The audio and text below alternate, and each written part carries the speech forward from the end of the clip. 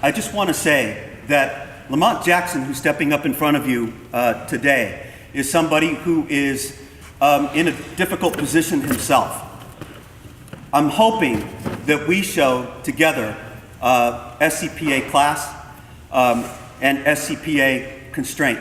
I know that there's going to be some powerful emotions in here, but we also need to understand that no matter what happens, there's a process that we're going to all have to go through. I'm not saying hold back on asking your thoughtful questions. What I'm saying is let's just be gentle with the people that are up here representing the district. Okay? On behalf of SCPA, that's all I have to say. Lamont Jackson.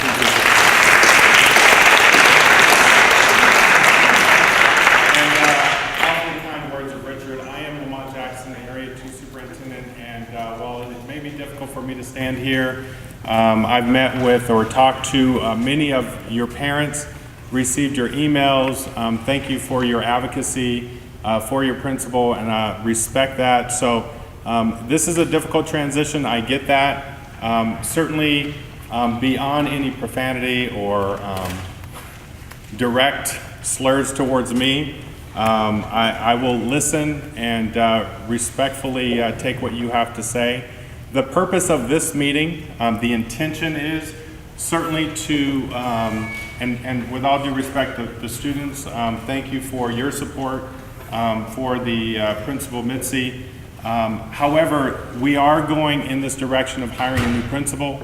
The purpose of me coming out is to really engage the community and the staff members in discussing the criteria that we would be using for the selection, and also to solicit some ideas on who can sit on the panel with the teachers. This afternoon I met with the teachers. They certainly had some thoughts, very passionate, very supportive of current leadership, and I understand that. And they did put together some criteria. I don't have multiple copies, but I was appreciative of their efforts and them taking a proactive approach to developing criteria. And I'm going to be working with Ms. Pino Anto, who will be facilitating that group, and really with the hopes of getting criteria in conjunction with the community input so that we can post this position and begin interviewing the first week of August with an ideal appointment prior to August 13th. So that is the idea. That is the purpose why I am out here. We also have Tim Esfazador from our Chief Human Resource Officer, Moises Aguirre from our Communications Department. In case there are questions that I'm not able to answer, we will do our best, as I said to the staff, answer your questions or attempt to avoid some of the questions that I'm not able to answer. So with that, I will take your questions with the idea that we will hopefully get your input around criteria. If we cannot collectively do that, then I may have to meet with a smaller group to get the community input, as I understand the challenges around this meeting. I'm going to attempt to go like this way with questions and then back this way, so I can at least keep track. Yes, ma'am. I think we all want to know whether or not there's going to be an investigation into the reassignment of Mitzi Lizarraga. I mean, from all that we've heard from parents and students and teachers, she's been an excellent leader for 10 years. Seven years. I think if you want to know the criteria for what we want out of a principal, you can read Mitzi Lizarraga's resume.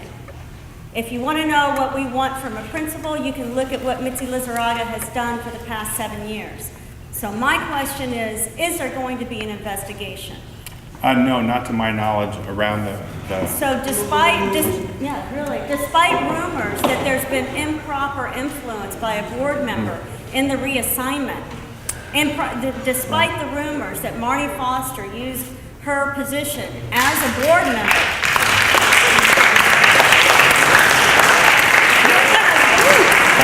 you're going to let me finish. You're going to let a fabulous principal go someone who has led this school into the 21st century and has distinguished it as one of the top 5% in U.S. News World Report.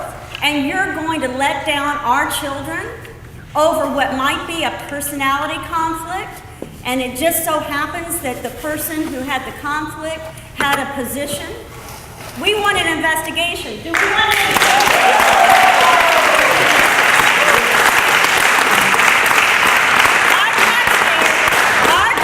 Our taxpayer dollars pay for this school, pay for the salaries, and pay for those school board trustees. We don't. If you do an investigation and you prove to us that it was something other than corruption, fine. But we want an investigation, and we want to know what happened, why it happened, and we want her back if it was corruption. So, ma'am, first let me apologize for cutting you off. I heard two different questions. So your first question was about the reassignment. And that is something, and I communicated this to a parent, in terms of the board and input, there is a decision by the superintendent. She has delegation of authority in terms of the assignments going forward. In terms of speculation and concerns and rumors, what I assured the parent that I spoke with was we will look into those as we get them and we will do our due diligence. So my apologies for not understanding what you were asking. Certainly we investigate concerns that come to us through the Quality Assurance Office and our legal office in partnership.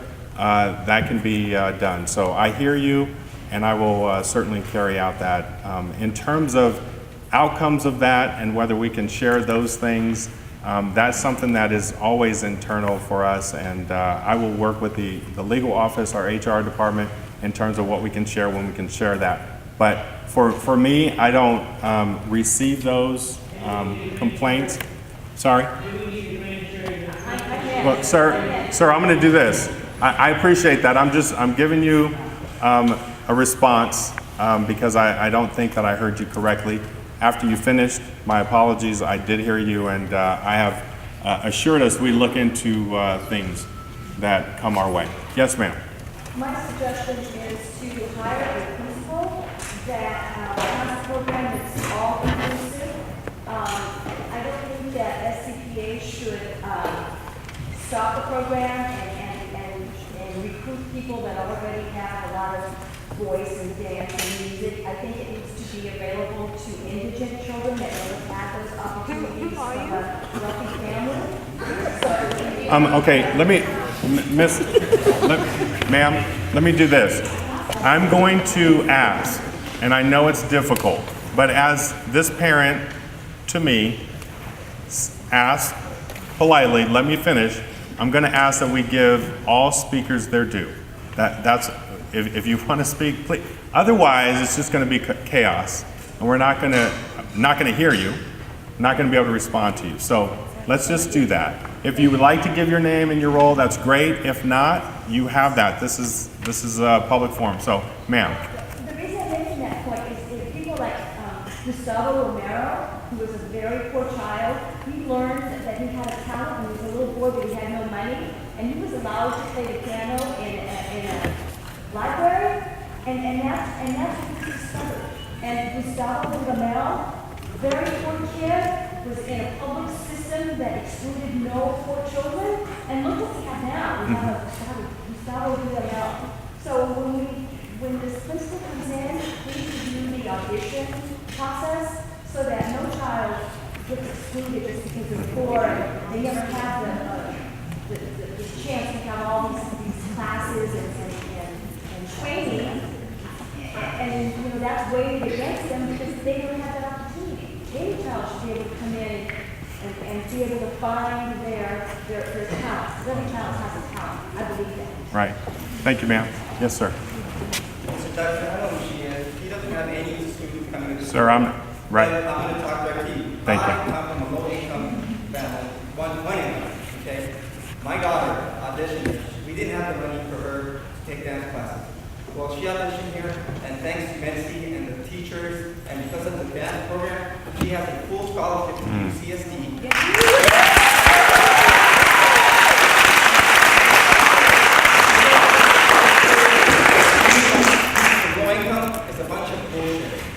Sorry.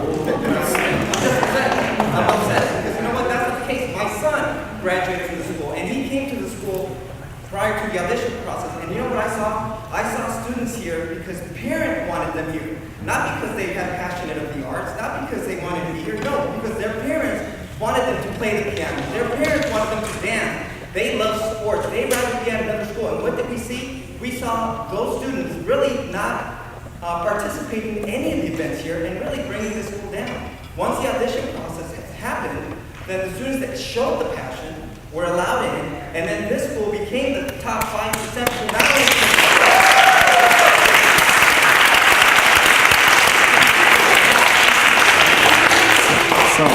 Mitzi was implemented that audition.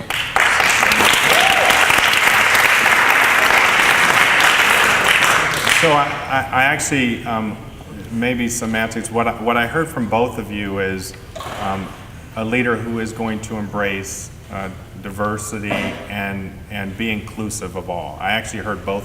So maybe it didn't come out the same. I hear your passion. You have firsthand knowledge, sir. And kudos to you and your family and the school and leadership here.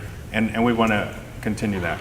I'm going to go in the back and I'm going to work my way here, and then I'm going to come back this way, and I see a cluster here. Yes, ma'am, in the back? Yes, my name is Cindy Morales. I'm the dance department chair here at SCPA. Yes. I've been there since 1989, and I was hired by Florence Johnson. I've seen every principal that's come to the school, and the issue, I just want to address the issue about equity and audition process, etc.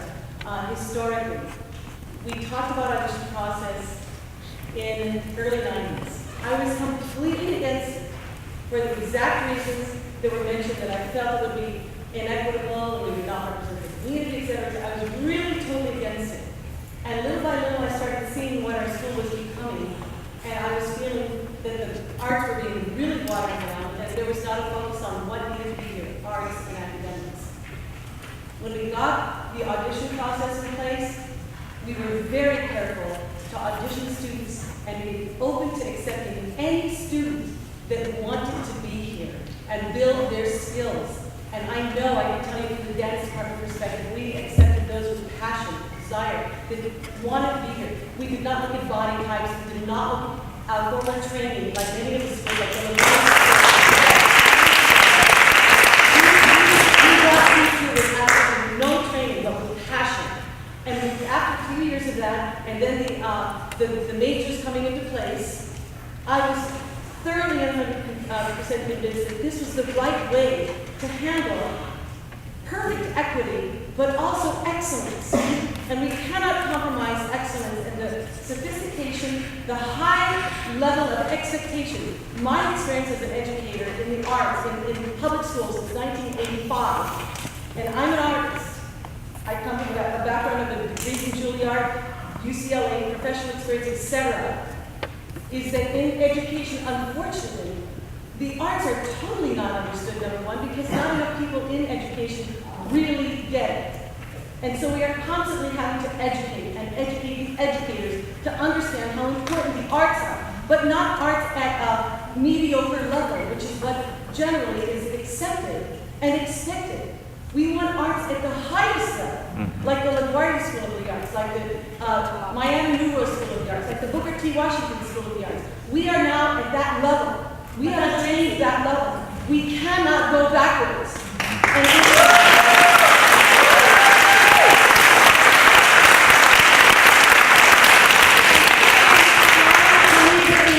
I have to tell you, I've worked in the bilingual school. I've worked in the migrant education. I've worked in all of those very needy communities. And if there's anybody that's for that, it's me. And I believe we are attaining that here at SCPA. We are attaining equity and excellence.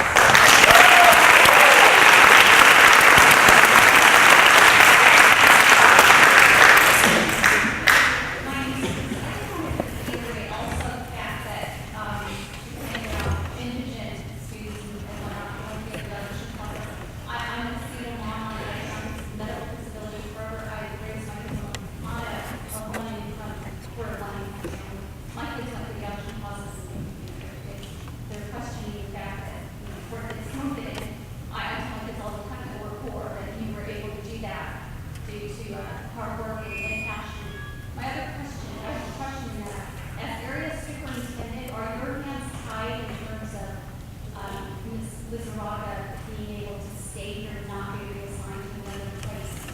I wouldn't say my hands are tied. I see that in terms of, and certainly I would echo the sentiments of her leadership and her passion for the arts. And I look to utilize that in terms of the entire district. I know that's not necessarily what this community wants or members of the community want, but I certainly see the connections that she's made. I shared this with the teachers, and I look to grow that. And what does that look like? I'm not sure. In terms of my hands tied, I support utilizing her skill set to develop and grow what she has led here. So there's no question there. I do not make, in terms of, and again, my hands are free. I have a choice. But I do believe that we can grow and develop and sustain this because I do believe that, and I think Ms. Morales, I've seen her in the classroom. You look a little different. I think your hair is up, and but you know, I often share with my colleagues about the amazing instruction and the arts that is happening at SCPA and the growing work that the academic core teachers are doing as well. And we need to recognize that. I would say that I would agree with Ms. Morales. Sometimes we accept mediocre arts. And we can't do that. We can't do it here, and we can't do it at many of our other high schools where it's just, and not all the students who are excellent in the arts come to SCPA. I know that would be a desire, but they're all over the city, and we need to tap into that. So I'm going to frame it that way. I don't make the decision ultimately. The superintendent has that authority from the board. And so I get what you're saying. My belief is that Ms. Lizarraga can help with the growth and development of arts in San Diego. I would agree that SCPA is on a different level, and we want to grow and develop and not go backwards. I hear that, and the teachers have spoken, staff members, parents have spoken. It's my job to coordinate and facilitate that. I don't have all the answers, so I'm going to lean on a lot of people to do so. Yes, ma'am. Yes, sir. Hi, Frank.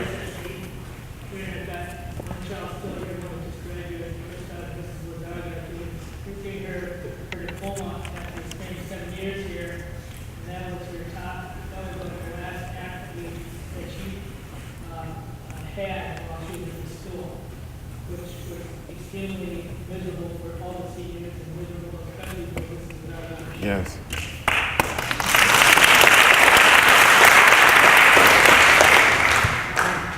I heard you talk today about engaging the community to pick up students.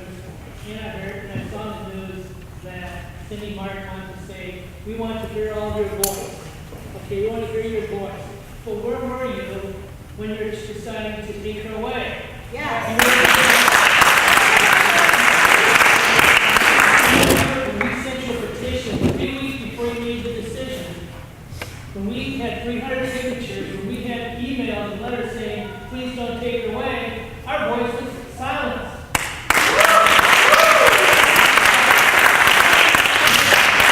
Now you come here and you say, we want you all, we made the decision, we won't listen to you, but now we're going to listen to you. Why should we even believe you? Why should we believe you? I want to answer that question. Why should we believe you when you refused to engage beforehand, but now you come to us after the damage is done? I think you should certainly, if you're talking. Answer the question. If you're talking to me, Frank, I don't have any problem with you not believing. I guess I have to show that I'm going to listen to the community, that we're going to put together a panel. And you know what, Frank, I said this to you directly. I appreciated what you did and how you supported Mitzi. You don't have to. I'm not asking you to. I'm engaging you in a process to select a new principal. Give me one short proof. I just want one. I don't want to give you a long list. Give me one short proof why we should vote. Every single panel that I've run has been the selection of the panel and not me. And the superintendent has supported that 100% of the time. So that's what I will say to you in terms of the processes I run.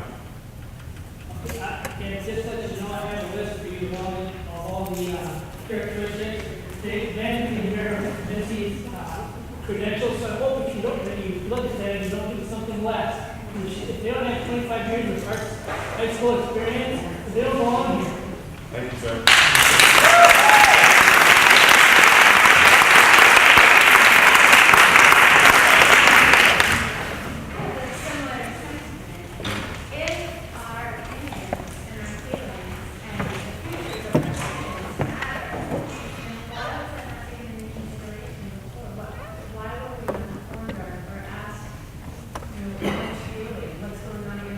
Right. When we're talking personnel matters, we don't discuss those. Those are not, for me to engage a community in a speculatory situation, as I share with several parents, would be backwards. I don't have that authority to come out and say, hey, this is a possibility, what do you think? So that's not something we would engage in. The influence of a student's feelings doesn't matter. That's not what I'm... The individual stories of how a principal interacts with the students, it doesn't matter. So Is that what you're saying? that's not what I'm saying, sir. What I'm addressing is the question of, for me to speculate what the board's decision is going to be ultimately, and then come out and be proactive in something I speculate that they're going to do would not be appropriate in that. So that's why we typically don't. Now, the staff members did ask, going forward, is that a possibility? And I'm thinking about ways to engage communities. Now, that might look like every year we come out and we say it's a possibility, because we know that school boards, superintendents have that jurisdiction to reassign folks, but that would be speculation again. So that's the difficulty.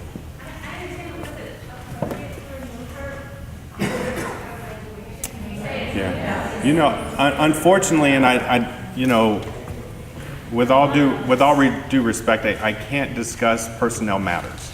Individual personnel matters I can't discuss. So unfortunately they're not. I was a former chief. If Tim would like to speak to that, but he's going to say the same thing I'm saying.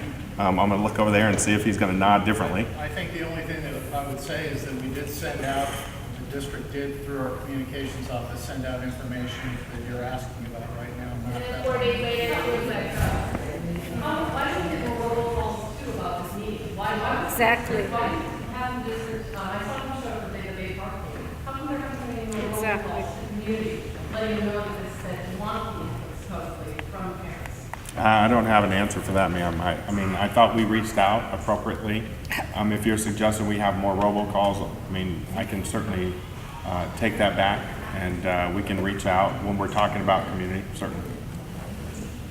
Go ahead, I'm going to look before I go. Regarding the investigation, we also like to know why vice principal didn't poke this year last summer. Right.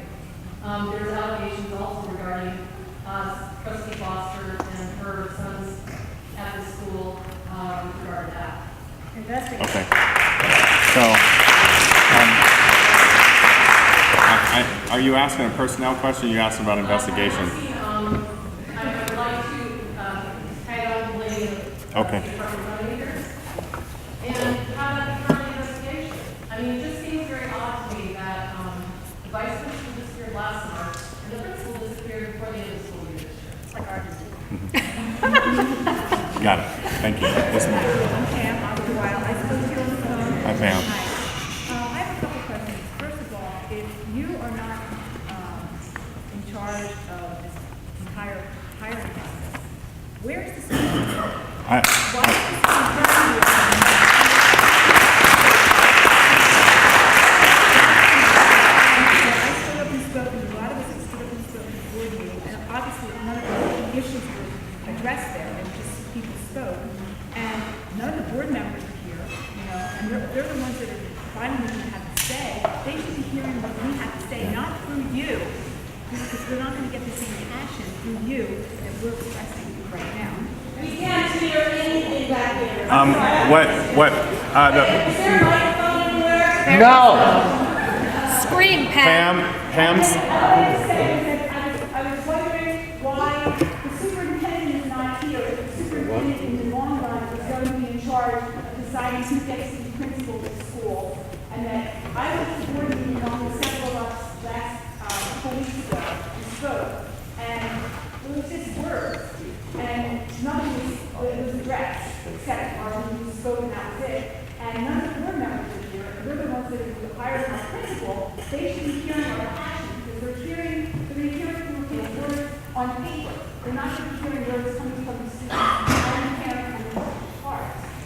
other thing I had to say was, why is this meeting being done in the summer? I know several people that would definitely be here, but everybody was traveling. That's what I was just And they saying. should at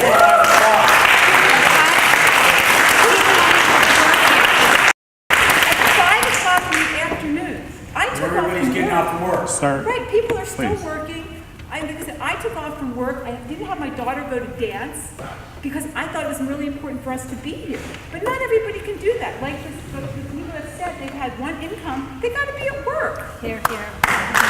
It seems that let me see if, okay, ma'am, hold on. I'm gonna go this way. I'm gonna address folks' questions. Pam, let me see if I capture all of them. I try to. So the reason that I'm here is because I do facilitate the process, and that's the intention of this meeting. We do have board meetings. We have open opportunities, and we have agenda items that parents, community members can speak to. I'm facilitating a process to put a group together so that the voice does come from the group. And that's why I'm here. The superintendent does not facilitate that process. We facilitate that process. In terms of having the superintendent or the board, this is not a board meeting, and therefore it's not the forum for that. We're here to develop criteria and to develop a committee that would have a voice, because that is, I hear the concern. So that's why. I'm gonna go here and then work up this way. I'll come back to you, sir, on the back way. well, I just want to... Oh, I'm sorry, ma'am. The reason that we did it over the summer is because we do need to try to get this process going so we can find a new principal. And the reason we did in the evening is we typically know that folks are working during the day. It's unfortunate that some people work in the evening, but this is the time that we try to put out there. That's the reason. That was the rationale. Whether we made the mark or missed the mark, that's typically why we do the evening meetings. I just want to... Inconvenience to you rather than an inconvenience to us. Yeah. I just want to... Much rather have us have people missing rather than you being able to show up. Right. No, I didn't say it was about me. I think you're misunderstanding me, sir. What I suggest, sir. Okay, if I missed that mark, my apologies. We have Start run. all over. Okay, Chat another meeting sir. where we hear the truth. Let him talk. Yes, ma'am. I have to say, I feel like it's a lot of CYA, because none of this community stuff came out until we came in force with Lincoln High, which is also having an issue with Marnie Foster and everything else that's going with Title I stuff. So I feel personally there's a lot of CYA regarding this community meeting and a lot of lip talk, and I'll reiterate what Pam said about the time. It seems if you were really intent of having community input, you would have had meetings well before school ended. You would have known who you were going to reinstate or move. You would have had feedback. You would have had workshops. There would have been a lot more going on than just one 5 o'clock meeting in the middle of summer. Mrs. Cindy Martin has spent about 20 minutes on campus. Lamont, I know you've spent a lot of time, and I believe you're a supporter of Mitzi and haven't found much fault in the school. Based on what I've heard from our community, I know that Cindy has barely set foot here. She arrived late to a meeting. She spent all of 20 minutes and she buggered off. How she can even think that she knows this community, knows what it takes to run an art school. I had a son graduate from Interlochen Arts Academy this past year. Mitzi was so well known out in Michigan, Interlochen, as a world-renowned campus. Her reputation is unbelievable. You know, we are losing such a gem, and I think it's such a detriment to the school. You can bring in somebody else. She's got what? She's 60. She might have a couple, 3-4 years before she retires. Bring her back here.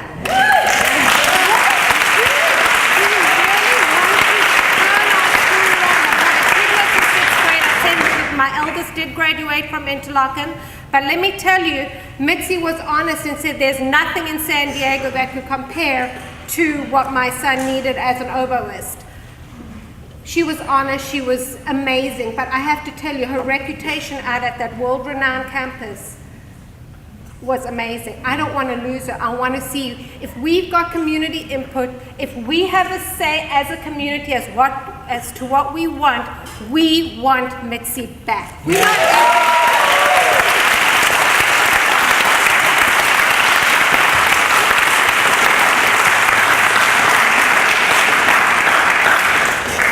So you've said that you would form a committee. My question is if the committee says, we want Mitzi Lizarraga as our principal, would you bring her back? I'm not going to make that decision, and it's not likely that Mitzi's going to be reinstated to SCPA. Why? Do you want to leave? No. Why was she cut loose in the first place? My name's Scott Landers.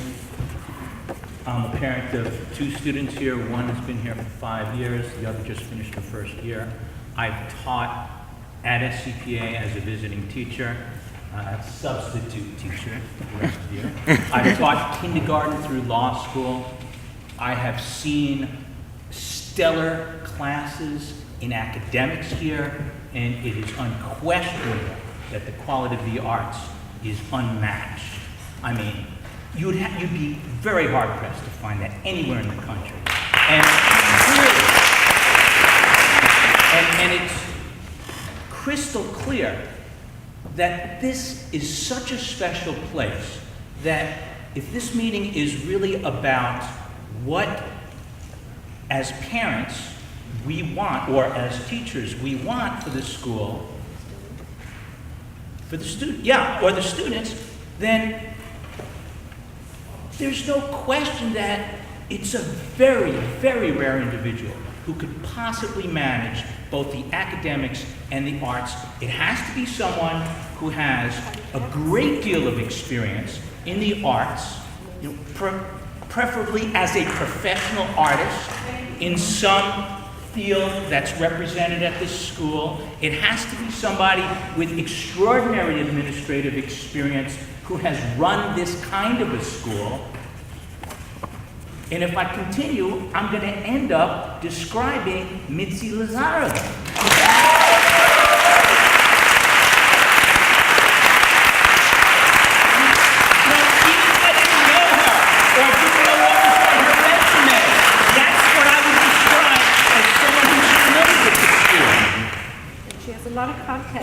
I mean, and she, I know her as a teacher, as a parent, and I mean, her ability to interact with people, to run the school as an administrator, to interact with students, to interact with parents is amazing. Because I've had to interact with her in 2 capacities. And she's just an extraordinary administrator and an extraordinarily intelligent person. I cannot say for everything I've seen in the district, because I've taught all over the district. Touche. I think that's, as I remarked earlier, I think you echo some things that I feel like we're tapping into Mitzi for, and I get context, as someone said earlier. I'm not going to address that. What I'm going to say is, certainly, we want to tap into that district-wide, so that's where I'm going to go. Can I say one more thing? Yes, sir. You still have the floor. Thank you. You've mentioned who has authority to do certain things. You've mentioned that at least twice when speaking about the superintendent. But there's a difference, as I'm sure you recognize, between authority and power. And when you speak of genuine authority rather than mere naked power, that authority comes obviously with responsibilities. And it is, the school board's responsibility to the entire interested community to not, use HR as a shield. This is not corporate America. I've seen this at private universities. No one has accountability, and people exercise power without giving reasons. But this is a public school. But still bound by employment regulations. And I understand So there's employment law, there are privacy issues. We understand that. Yes. But those, for the most part, don't seem relevant to the sorts of questions we're asking. Okay. To some, sir. Oh, right. Yes, sir. My name is George Posen. Hi, George. It seems to me that the heart of the problem is board. Here, here.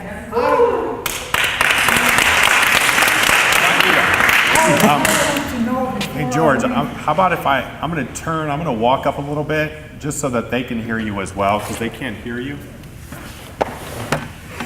George Posen, I think the heart of the problem is the board. I want to know before I leave here how to recall one member or all of the board immediately.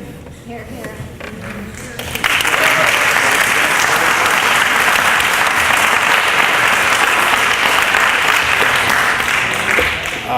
To answer I don't have that knowledge. I'm going to Investigate. You want an investigation? Ma'am, I could phone a friend. I will certainly, sir, with all due respect, these are my colleagues. I won't address that. And I'm not going to tolerate folks calling people out of their name. Moises Aguirre, Tim Esfazador, sir, with all due respect. That's the least I can ask. I can certainly respect the passion, as I addressed before. We're not clowns.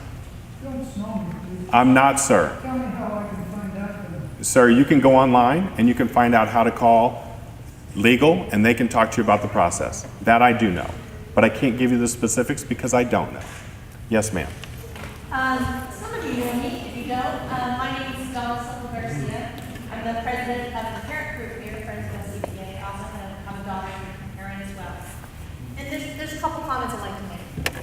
And some of them are observations, and some of them are directly have to do with the qualities that you're going to need to look for. SCPA is the only atypical school in Sub-District D. I don't know why that is. All the other atypical schools in San Diego Unified are in another cluster.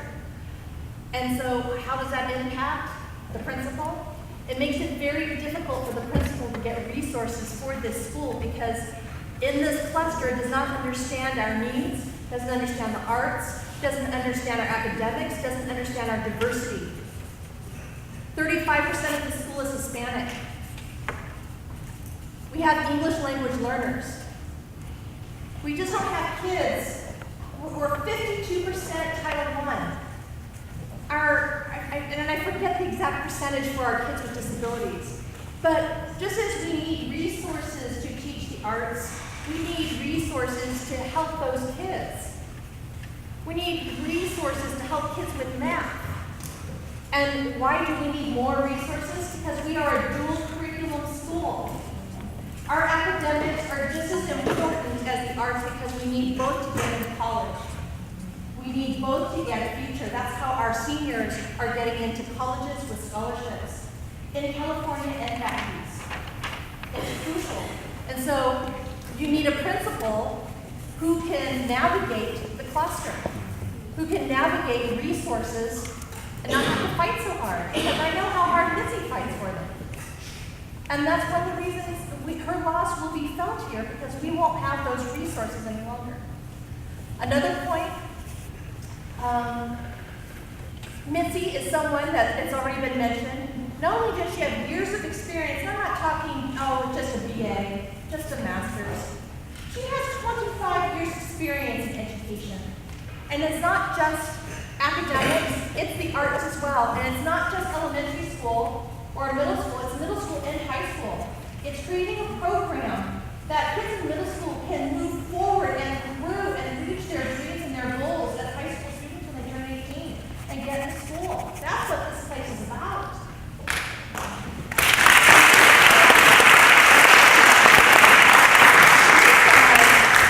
Experience not only to run a middle school and a high school, but you need someone that understands academics as well as the arts piece and be able to blend them. It's not a school where kids just go to a math class and then they go to their art class and the day is over. Here at this school, Mitzi was able to collaborate, both our academic teachers and our arts teachers, to create dynamic experiences in the classroom. Arts kids don't learn the same way as everybody else. They're sensitive. What they think is funny is different. I mean, I know that from my own experience. I had to move my daughter out of middle school because she didn't fit in. But she fit in beautifully here because she was with kids that were just like her.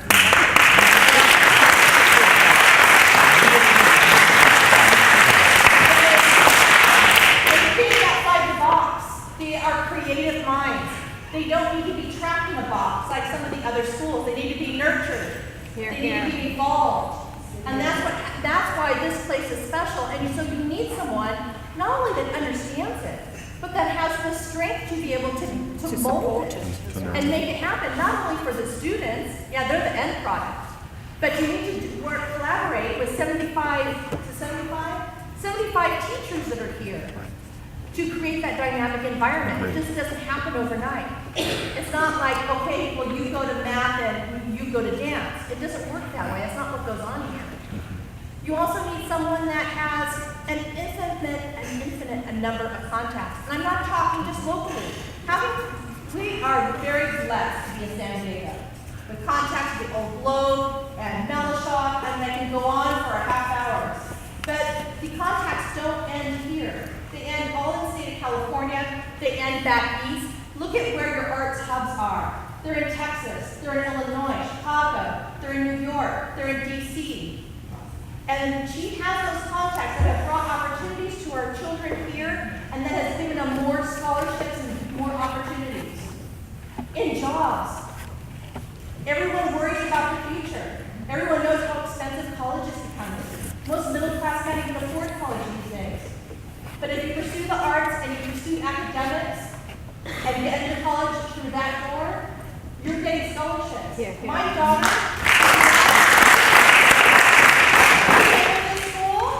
she had a decent GPA. I was worried about it. I didn't think she was getting in. But I tell you what, after 4 years here, she got an $88,000 scholarship for 4 years.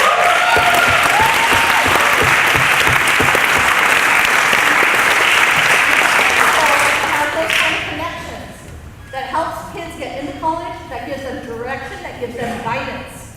And it's not just the academic piece, once again, it goes back to that art piece. You have a student and they have a particular talent and they don't know what to do with them. They need to be able to know where to place that child so they can continue. So you and I have talked before about the win-win scenario. Yeah, I'm dating myself. The win-win scenario. There can be no losers in education. Everybody has to be a win-win. And so I'm looking at today. Today is July 8th, 9th? July 9th. We are less than 2 months away from starting the new school year. Your state, the district, not you personally. No, I represent the district. It's standing before us saying, hey, we're going to find somebody, replace somebody in less than 2 months. I'm sorry, the qualifications and what we're asking does not exist.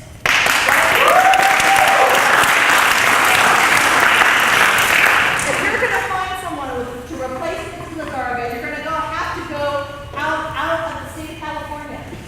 And instead of making our kids suffer now, the win-win scenario is bring Mitzi back, work together as a collective group, and as somebody pointed, she's got 3 or 4 years left. Work with her, work with us to get the right person for the right fit for this school so it continues going on. Do you know, maybe you guys don't all know yet, the National Youth Art Awards were just released.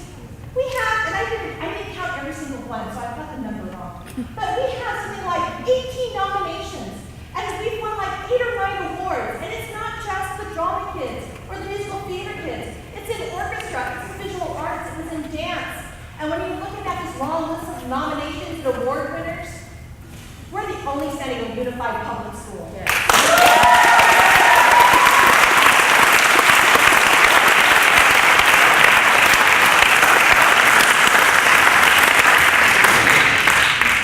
Yes, ma'am. I'm sorry. Hi.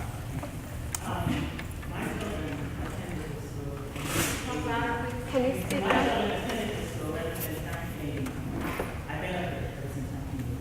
Prior to that, elementary school, when we signed our kids to go here, everybody in the school was built actually in an era that really wasn't accepting anybody.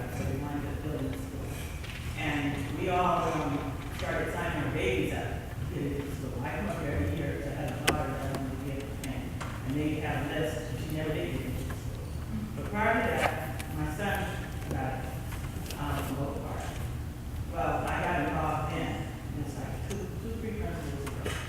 And at that point, the principal that left, the one that the school opened, it was really gloomy. But I don't know what the problems were then, but the principal left. Then the next principal came. They didn't have the background for the school, per se.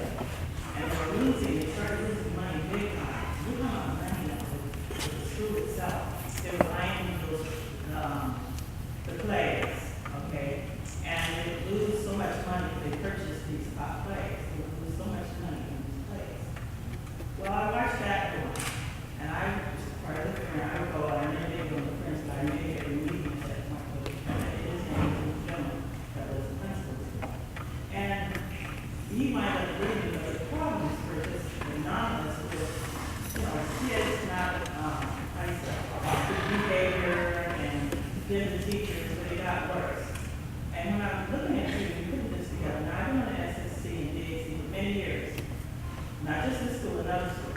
And this year, she kind of put a group together that Mitzi was hired. She wasn't hired for the group. She came from outside. We didn't put in, put this together like parents and everybody.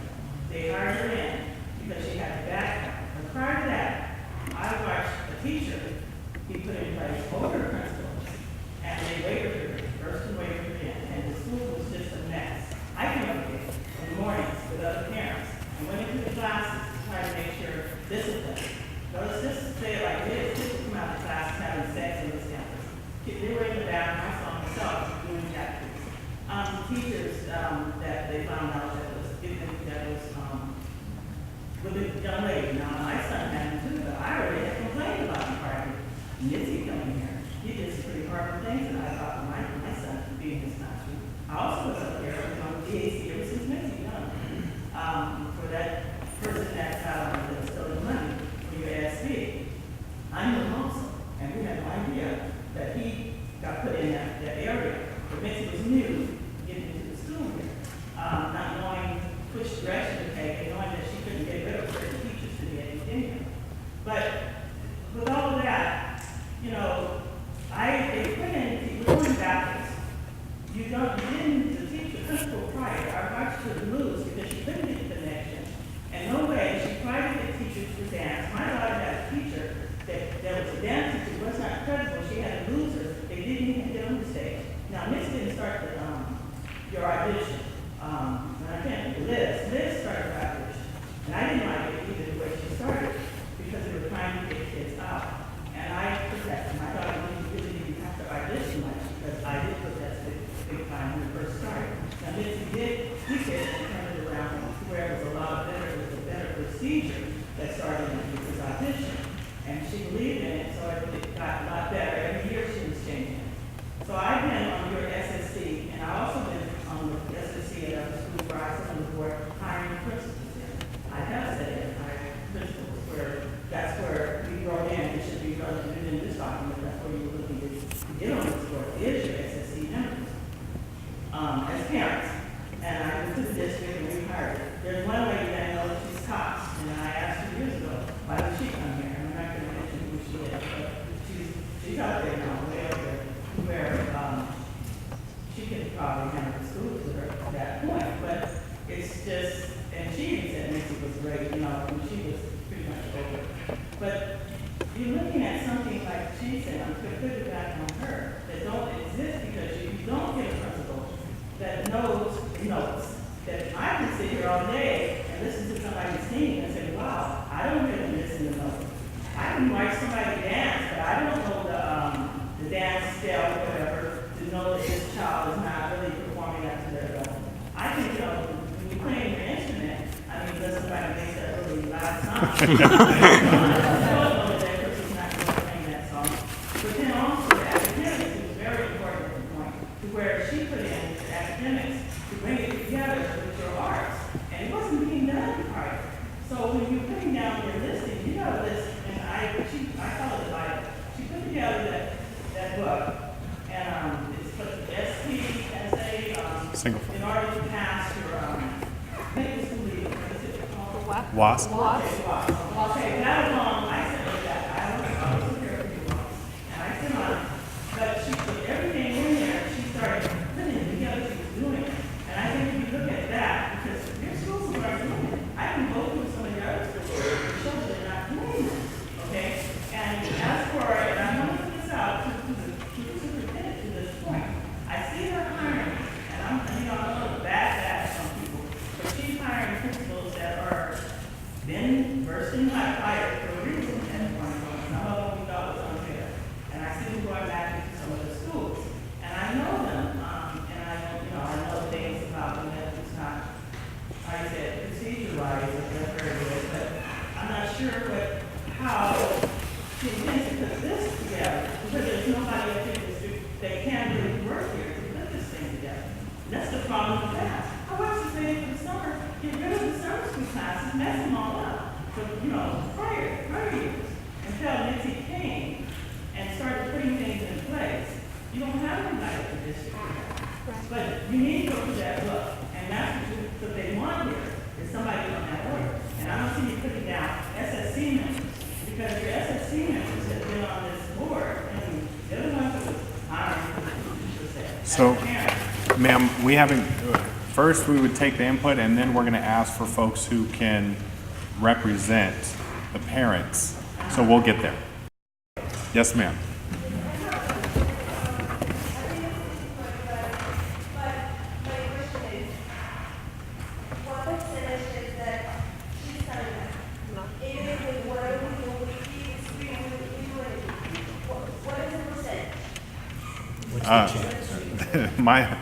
I would say there is not a likelihood that she would return. We are setting up criteria now. That's the purpose of this meeting. We'd use that along with the teacher feedback. We'd put together a panel. We'd post the position, advertise it, get applicants, and we'd go through the interview process with the hopes to interview early August. Yes.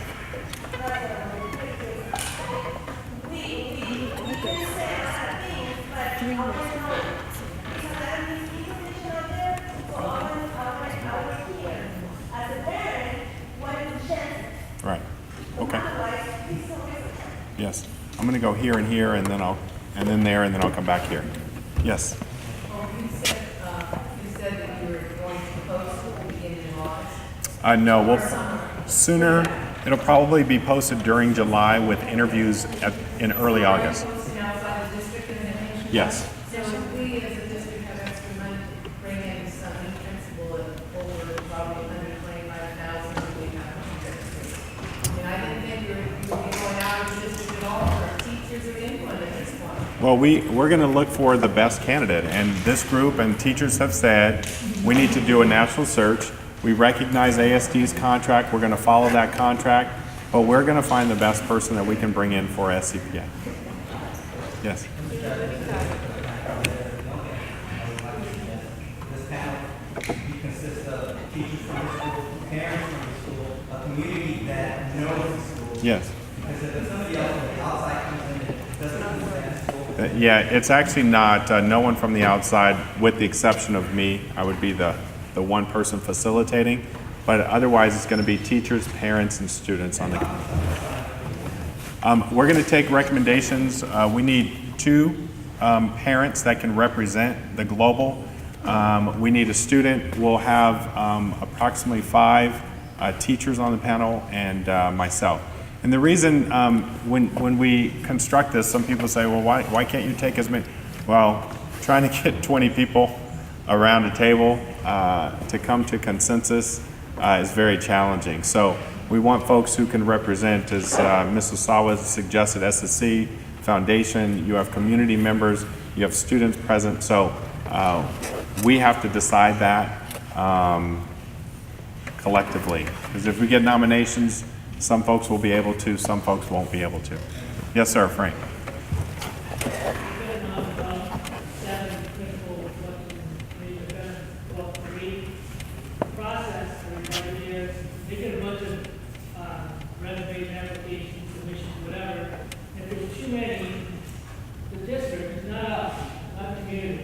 not teachers, screen those. And they give us whatever they were thinking is the top candidate. Is that accurate so far? Somewhat. The HR division screens in terms of credentials, and But me as a parent, that part of the team doesn't receive them, is that correct? that is partially. I've never seen that. Well, let me, Frank, if I can explain, then perhaps I can answer the question. HR has to screen for credentials, experience, those types of things. Then there will be a list sent of ASD candidates. Those are folks who are currently in the district, and per our contract with ASD, we receive those names. If there are more than 6 candidates, then I, with another area superintendent or another principal, we do what we call a district level 1 interview. We then, the Association for Administrators in San Diego, that's like the teachers union, so it's administrative union. So once we get that list, then we bring, because obviously if we brought 20 candidates to a community, that would take, I mean, at 30 minutes, so then we narrow it. Then, Frank, let me finish. And then, Frank, let me finish. So the first concept that I had was, you get a bunch of applications, you screen with the district, and we see what is left. Bottom line, you can go through the whole process, but you go through a screening committee, or 2 principals, whatever you do, but the committee, the selection committee sees who you send them. There's 6 candidates, whatever number, bottom line, that's what they will know. Is that pretty accurate to say? Sure. Okay, So Frank, Let Tim just, well, what we're trying to Big do, Frank. and Lamont met with the teachers already, and he's meeting with this group now, is to find out from you the traits and the qualities you're looking for. So when those applications are screened, they're using that as a lens. Because you could get 150 applications and you wouldn't. I understand all that, is now we're thinking that we're 18-person team or whatever, with 2 parents and that number of teachers and that number of students in the room. We see the 6. If, just by pure chance, if the superintendent had a particular candidate, they really thought was great, what do you think the chances are to be a competitive candidate next event for us to choose that would get chosen from the superintendent's pick? If your boss. So if you don't select the person that the superintendent wants, then you may be at risk, just like Nancy was at risk for doing things that she did. Okay, so the point is that the process is skewed. We don't get to see every candidate. We don't get to see everybody nationally who submits their resume. In fact, I think the principal question that you just mentioned, I don't know what they see. They see the ones that apply from the local area, but they don't see the ones that are national or international. So if we've got a great candidate, it doesn't fit the vision, the 2020 vision of our superintendent, and guess what? There's 5 of us, and one shining star will stand up from the rest, and we all collectively pick that person, just by pure luck. It matches what the superintendent wanted, and it protects your job, and gets exactly the school or the district wants after the school. So the process, the selection process, is basically set up to show game. It's a way of screening out beforehand. If there's no screening, if we can see everybody, then it might be a little bit more, like, I would want to spend an extra 2 days on the committee if I had to screen 20 of those people.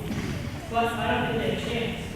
Then, after the committee, you get to ask the questions that they decide. You don't get to just say, well, follow up on that. You get to ask a question. You don't get to say, well, tell me more about that. Or, what else do you have to see? What about this area? No, you ask the question, you're given by the district, you ask them that question, and then you all can ask every candidate the same questions, and you evaluate their answers. Is that pretty accurate? Is that accurate or not? In terms of the process? The questions, yeah, we have questions that are derived. No, that's not accurate. We develop questions based on the criteria that we put together. Right, if you craft those questions based on the criteria, you heard it tell you, right? So we don't craft them, it's just interview. I've interviewed 1,000 people on our job. No, we I don't. don't sit there and say, I'm gonna have my boss give me this list of questions I ask him, I'm gonna stick to those. When I have a question that is not, the answer is not very accurate, or sometimes fishy, I might drill deeper. You don't have the opportunity to do that in this process, do it. No. Right, so basically it's a skewed process. What you do is they screen all the candidates you want you to see, they screen all the questions they want you to ask, then you can make your choice. So, that's what we're stuck with.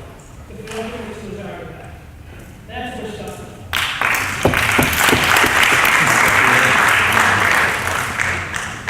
Okay, finally, some student voice.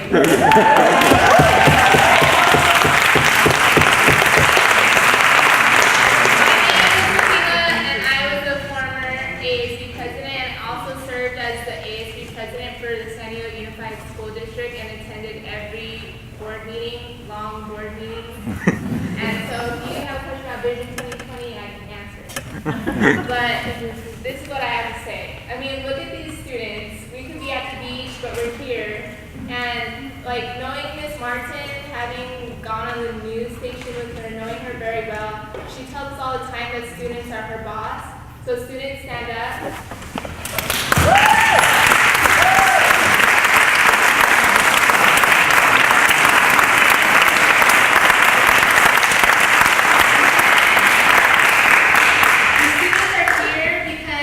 They think that there's a chance that Mitzi can stay, and they're here to support Mitzi. If Mitzi can't come back, then we need someone who has the same, that students will stand up for their principal and who knows each student one-on-one, who values student input. When we don't believe in administrative decisions, we'll hear out what the students have to say and negotiate with them, and who, like I was saying, knows them on a one-on-one basis. So when she goes to NYU, she can tell the dean about all these great students we have at SCPA. And how many got accepted, Mr. Trujillo? 12? 6 students, we set an NYU Tisch School for the Arts record.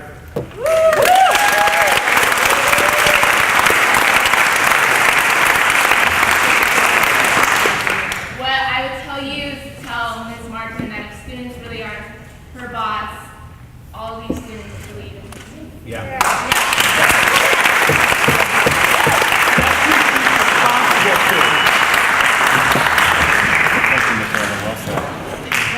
Okay, well, I'm Deja, and I will be the next ASB president here. And I've been coming to this school for nearly 5 years now, and all I know is Mitzi. And although she's not going to be here, and we're not going to find a principal like Mitzi, we're losing somebody who's very inspiring to our lives and has changed it. I just ask that we find a principal that isn't searching for the nearest football game. Yeah. You know, we need a principal who knows the arts and is about the arts because we are an arts school. And not only that, like Michaela said, that will take in our input and hear us out before any other person will at this school. So we need a principal about the arts and we need a principal about the students. So that's Well said.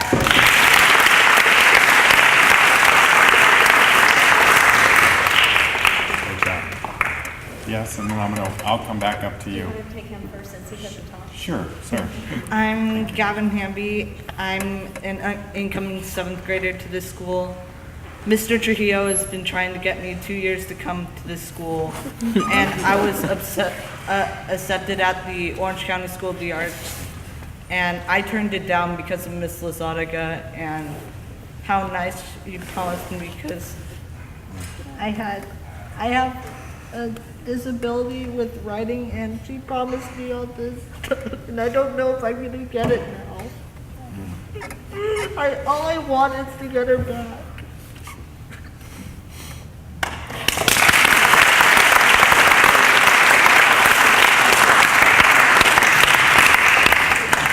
Thanks, Gavin, for sharing that. You're welcome. I'm a little concerned because of the time frame for which you are putting forth to us to replace or bring in a new administrator. August is very late. It's very late because we will probably have about a month, 4 weeks before school comes back into session. that is certainly insufficient time in which somebody can get familiar with the campus, get familiar with what's going on, and just the basic operations of our school. So it is very, very concerning to me that it's July 9th. You have not put forth out in the national community what we need in a principal, and that it's only going to be done in August. You've got screening to do, and I have been in your position to screen. I know how long it takes to hire and put somebody in. I know how long and how expensive it is to put somebody into a new position. And I know it's expensive because there's a learning curve. So we're wasting our money, my money, and everybody else's money here by putting somebody else into a position that can easily be filled by Mitzi. It just doesn't make any sense to me that we're recreating the wheel by trying to find somebody to replace her. You know, and I really, and I'm sorry to say this again, but I really feel like it's a lot of CYAing, and Mitzi's going to now have this position where she can fill the arts vacancy in our entire community. It's just such a short time frame. You know, I beg you, it took us 3 years we waited for Mitzi. I know because my son was here in 6th grade, and it was 3 years before Mitzi actually came. It doesn't take overnight to find somebody with the credentials that she has, so I am very concerned what is going to happen in the interim, who you're going to put in here, because I almost guarantee that in August there's not going to be somebody here that can fill those qualifications that quickly. I just don't see it. It doesn't work that way. It just doesn't work. Life is not that simple. So I'm going to go here, and then I'm going to work here, and then I'm going to come back over here. Yes. Okay. Well, I think that everybody shares Gavin's sadness here. And I think that there is a tendency for all of us to want to give up and to acquiesce to your statements. But we know that Mitzi did not want to go. Yeah. And we want her back. And we have to stand up when we see an unfair system and when we see our tax dollars being used to take away from us, against her will, a principal who has done all of the things that everybody here says. So I'm here to say, I'm not giving up. You may say that you're not going to change your mind. You may say that you have no authority to do anything. So maybe the press will listen to us. Maybe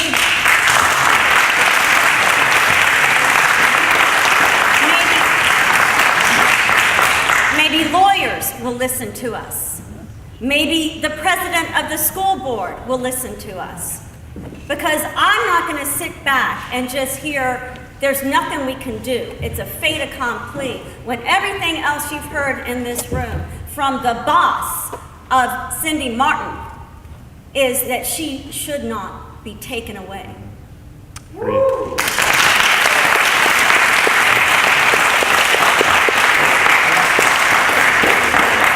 I want to add 2 credentials here. Extraordinary work ethic. Just happens to be the case that Principal Lizarraga worked extremely long hours. I remember I was here once. I was subbing. You have to get up early to teach at this school. And then because my kid had to perform, I ended up being here all day, all night. And of course, so was the principal of this school. So if you can find someone who is that hardworking, has that kind of energy, because I sure don't. I was so tired. But I would see her in the evenings all the time when I would come back for something. And that particular day I realized, oh my God, how does this woman have this kind of energy and this kind of dedication? It's because she loved what she was doing, and she wanted to ensure that things went right for the students. That was her only concern.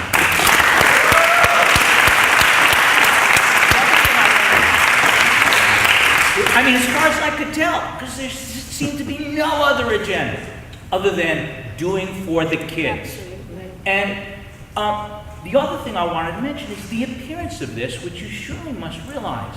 It has all the appearance of someone being disappeared.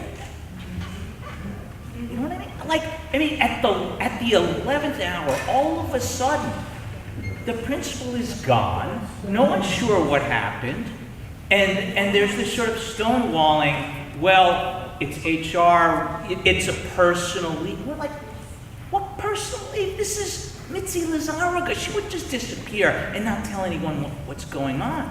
And so I was wondering, is she afraid?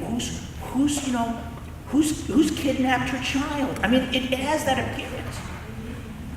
And I don't know what the press does or doesn't know, but if they get wind of this, I mean, there's going to be pressure on the board. And I don't know what kind of pressure you can withstand to speak out about why, in God's name, this happened.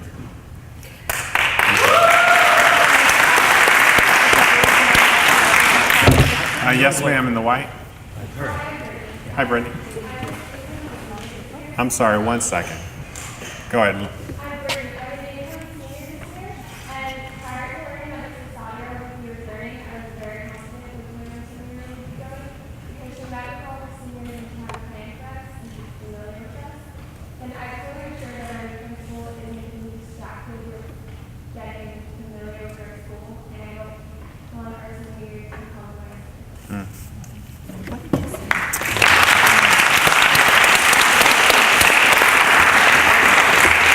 For those who were here and could not hear Brittany, what she shared was her concern that Ms. Lizarraga had met with the incoming seniors. They had a plan, and she doesn't want the new principal to get distracted with other things and not address their plan and make sure they don't miss out on those opportunities that they've already crafted during their senior year. Yes, ma'am, and then here, I'm going to go ma'am in the hat, sir in the back with the glasses, and then this gentleman, and then we'll work this way. Thank you, Lamont. We have had several people here who said the same thing. I'm very happy to at least have something to say. I was here when Mrs. came. I worked with her for a full year as vice principal at SCPA. So I'm very closely connected with Missy and her administration and her practices. And I find this crowd that's gathered here today very astute in her favor. And I'm wondering, where are the other people that represent the other side? I'm here because I always have felt that SCPA was a special place, a very special place. I'm retired, I don't have a dog in this fight. I'm just saying this meeting because I'm concerned and interested in how the school will go forward. To that end, I would like to submit that the new principal should be someone who has exemplary communication skills. I think that's something that's very important, and I think it's something that will go a long, long way with staff, with community, with students, with building what this school is all about. This school was created on principles that are deeply in support of the academics and the arts. And that's what needs to go forward and be built upon in this community. Thank you. Sir? Can you add I'm an incoming senior. Yes. And a really big concern is our new principal going to be not only just to have the energy that we have for the arts, but to be able to reflect the same passion we, the students, have for the arts. And I could go on about all of our passions. Even the teachers here are amazingly passionate about what they do. Drama, musical theater, dancing, you need someone who can, at the least, reflect our passion, and at the best, be able to inspire us, push us forward, give us more passion in what we do, and help us fight through everything to be able to get to do what we want to do in the arts for the rest of our lives, because that's what we want. We want to be in the arts. And we need someone who can help us go that distance. Well said. Thank you. Yes, sir.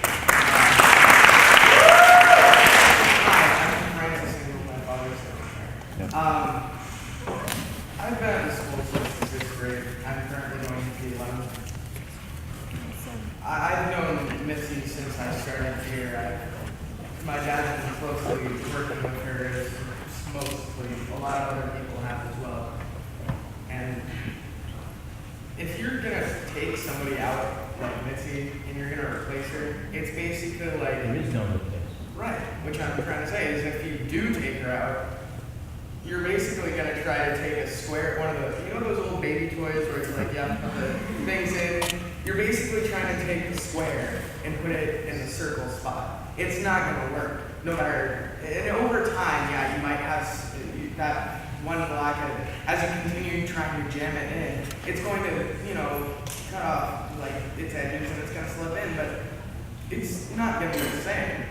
You basically just took out a principal who just already had an influence on incoming seniors, incoming 6th graders. They had an entire year of talking to students, and then you're basically just going to come in, ruin everything that principal tried to do, and then put in a new person who doesn't know, excuse my French, but jack shit about what we're doing here. Seriously, it's pointless. What you're doing is idiotic. It's completely out of any reason that I can see. I've heard the stories. I've heard the rumors of why Mrs. Zarga has been kicked out, and I can sit here and tell you exactly every single person who's behind that. I know the exact person who started those rumors. But I highly doubt that that's actually going to change your opinion or anyone else's opinion, because you're not going to listen. You don't care. No, the school board doesn't care what we think. Like my dad said, they're going to pull in a bunch of people, they're going to screen them, and then we're going to see what's left. Basically, you guys are the kings, sitting up on your high horse, eating a sandwich, and you're tossing the scraps to us. We have no say. You're going to still have your freaking, your overall say is going to be what we're going to have to choose. We're not going to have anything. We're going to sit here and we're going to have to basically take it from you, whatever you decide to give us. If you can that's not going to happen, if you can sit here, look me in the eye, and promise me that's not what's going to happen, I will leave this room right now. That's not the process I'm going to run. It will be integrous. What is the process? You asked me, I'm going to state it. But I've continued to state that we are going to get a committee from this to select the next principal so that we can go forward. That's what. So you're not going to change your. What would be the point of this, anyways? You do understand that every single person here doesn't care what principal is going to be next. We want Mitzi. We don't want somebody else. Right.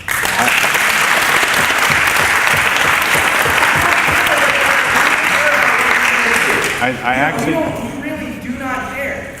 So, we can care less of who you want to choose. Right. We want Mitzi. We want the one person who understands what we do here. We want the circle, not the square.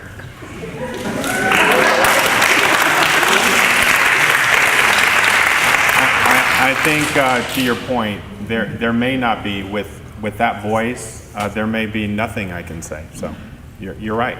There's nothing to say. Well, and so I agree.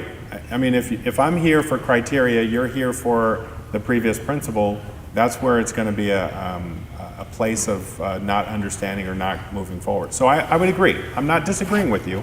Your point is well stated, and it's accurate. I'm actually here for criteria. You're actually here to fight for the previous principal. Those are going to collide there. Point taken. So if that's the sentiment of the group, we will continue with our process. There were some things that many of the community members stated, and I will share that with the superintendent. You're right, it's not the same. I'm not the superintendent. But I will certainly share the sentiment of the group. Yes, Donna. Yes, Donna. I want to add some more items to the chart. One thing that we haven't addressed, or I didn't see on the chart, is that the person who comes in really needs to understand and be college focused. We're a middle school into high school, but we're college focused from the very beginning. When the kids come in 6th grade, and we had a plan that we're getting ready to implement this fall, and now I feel we can't implement it. And it was really taking those 8th, 7th, and 8th graders, getting them energized, combined with our 9th graders, and get them set for college from the very beginning of the year. And now we can't do that. All right. So the person we bring in definitely has to be college focused on a long range, with a long Right. vision. Uh-huh. The other Good thing point. is transparency.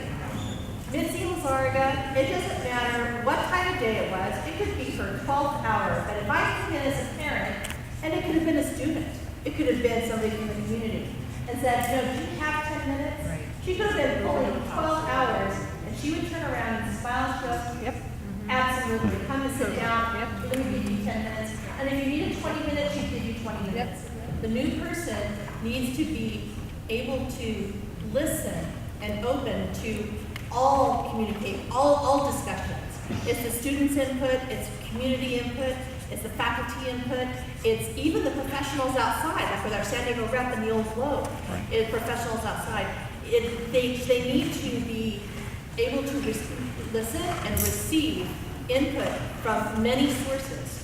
And that is part of the unique culture here at SCPA. That's the reason why all of us get along, because we've learned from the very beginning we have to listen to each other.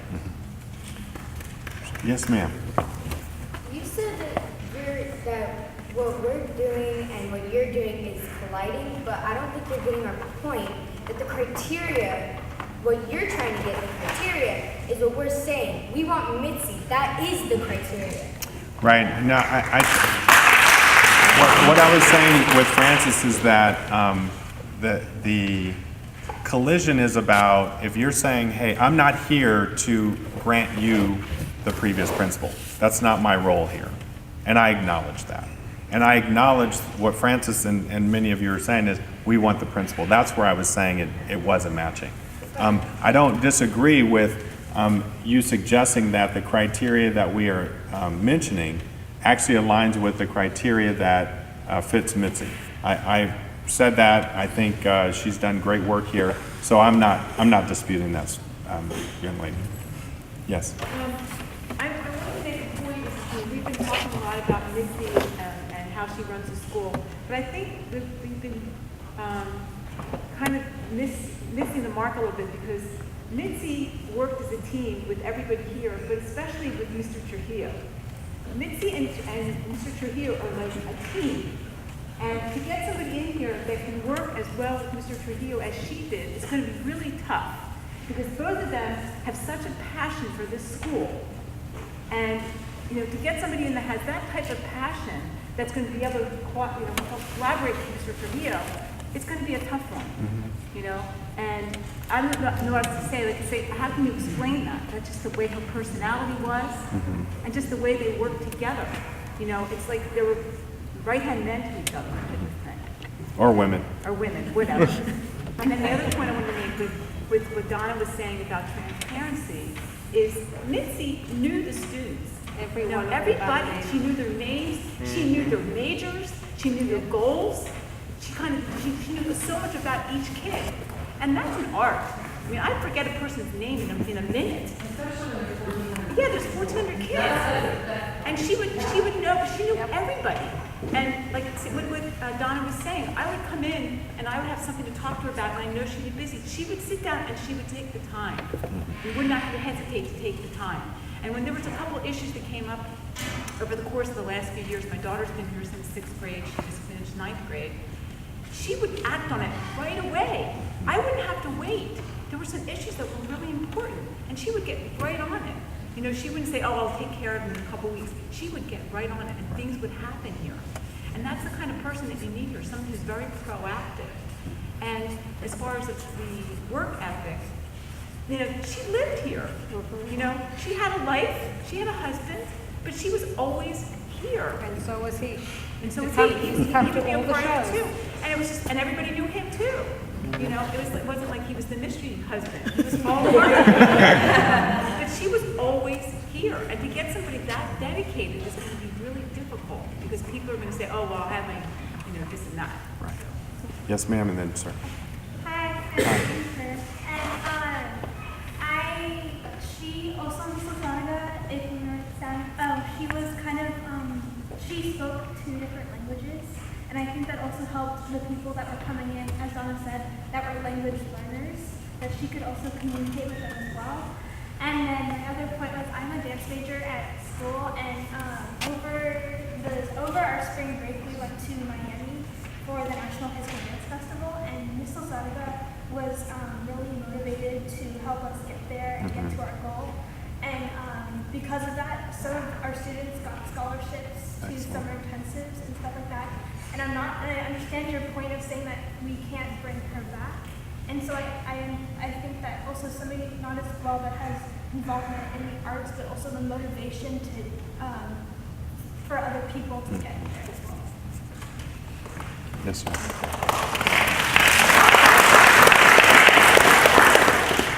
Hi, I'm Clifton Hayes. I'm an incoming senior here. I've been here since my 6th grade year.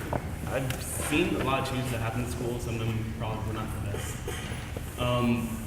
The thing that made Mitzi special is that throughout all the problems that had happened at the school, she did her best out of her position to make a change to make it better. I mean, we were at a time, and somebody correct me if I'm wrong about this, but we were at a time where we had trouble providing paper for our students. Right. That's pretty interesting because paper is what we need to do our homework and all that stuff. But Mitzi's understanding of like how all of us work with, it made her really special due to the fact that she comes just from that background experience to working with these people who had to deal with academics and arts and all of our outside stuff too. Like for people like me, dancers, who take dance classes outside of school. It's the combination of all these things, she helps us basically pursue what we need to do. She helps us influence us to find what we want to do, inspire our goals in life, and I really can't see anyone else like her that can do that. I would say that if we really can't have her back, we really can't have our principal, who has just worked with us this long, has built a foundation at this school, has inspired all of our hearts right here. You better find someone who's damn well near that. With you. Yes, I'm going to run that this. role model. He was an extraordinary role model. Yes, ma'am. Hi, my name is Jada, Phoebe's sister. I'm going to 6th grade, and I just want to say that even though it's sad that I won't get to meet Miss Lazarka, and that it's obvious that she has made a lot of improvement in the school, and it's just sad that I won't get to meet her. Great voice.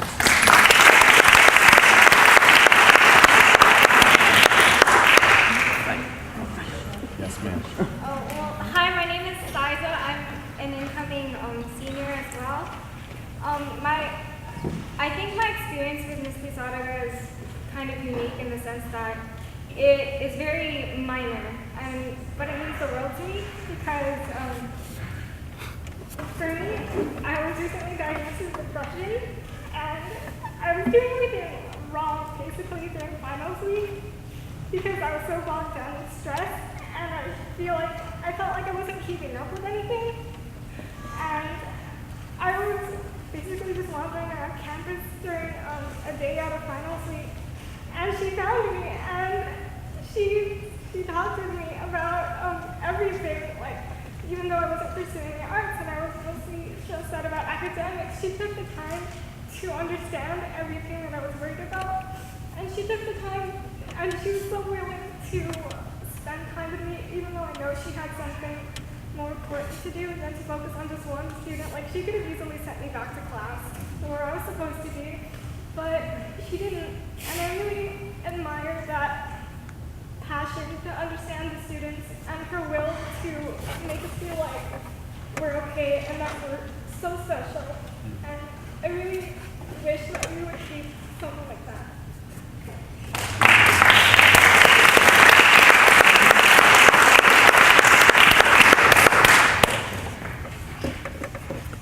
Hi, my name is Nat, and I agree with Natalie. I believe that we need a principal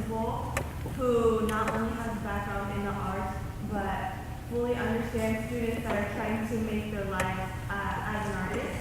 We have many students that have come from the school that have gone on to greater things, and I don't think that it would have been that way if we didn't have someone who understood what they needed. We have students that have graduated early because they have been given the opportunity and the blessing to go on and do professional things, and they wouldn't have been able to do that without the understanding of a principal who understands that to meet their goals they must do certain what's called criteria to get there, and she helps those students get to their goals. We need a principal who cares about us and where we're trying to go, not just to end high school, but what is after high school.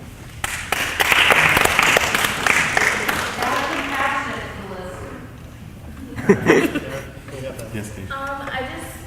As you've heard throughout this whole talk that we've had, everybody loves Ms. Lozada, and I just want to know what's the next step, because I want to be on that committee to try to get her back, even though you said the chances are 0 to none. You know, I want to know the next step, because we're giving you a list of the new principal that we want. So what can we do now to ensure that we will get that? If you would like to, I'm certain we can add your name as a student representative, and if there's another student who'd like to sit on, more than happy to include you, and then we'll put together the committee, and we'll certainly do that. Certainly we've had great representation from SCPA with Michaela's work with the school board. Thank you for that, and it sounds like you're going to continue that work for SCPA. So you've left it in good hands, so thank you for that leadership. So let's include Deja, and then Mr. Trujillo, yes. This young lady's had her hand up for quite a while. You stayed over there in that section. Yeah, I just, their hand. So I will go over here because you've had your hand up, but I'm going to get back over here for some voices over here. Yes, ma'am. Hi, thank you.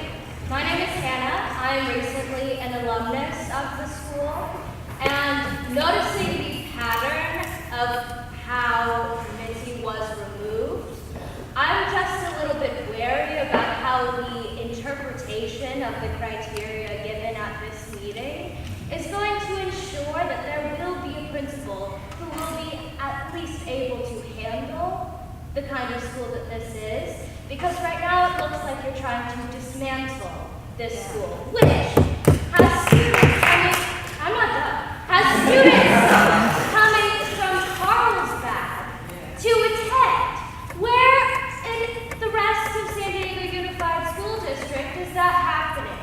I don't see it anywhere but here.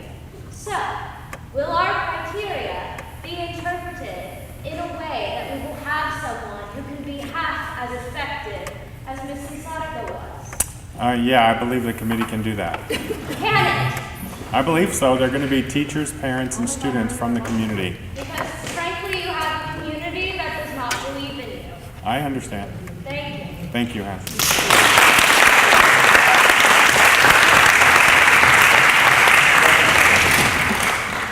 Hey guys, I'm John Meyer. For those of you who know me, I've been here since 6th grade. You know, I've known Ms. Lozada since 6th grade, and she loves every single student. And my question is, why is she gone? Because she cares about us. And for those that made her leave, I'm gonna ask them this. What exactly are you guys thinking? That's my point. She's been here like ever since, I don't know how long, but she makes us happy. She makes us be here. She makes us want to be here. Now, yet again, I've always asked, but when I first heard when she was, gone, it pissed me off, 100%. So who exactly who exactly got rid of her? And I want her back immediately.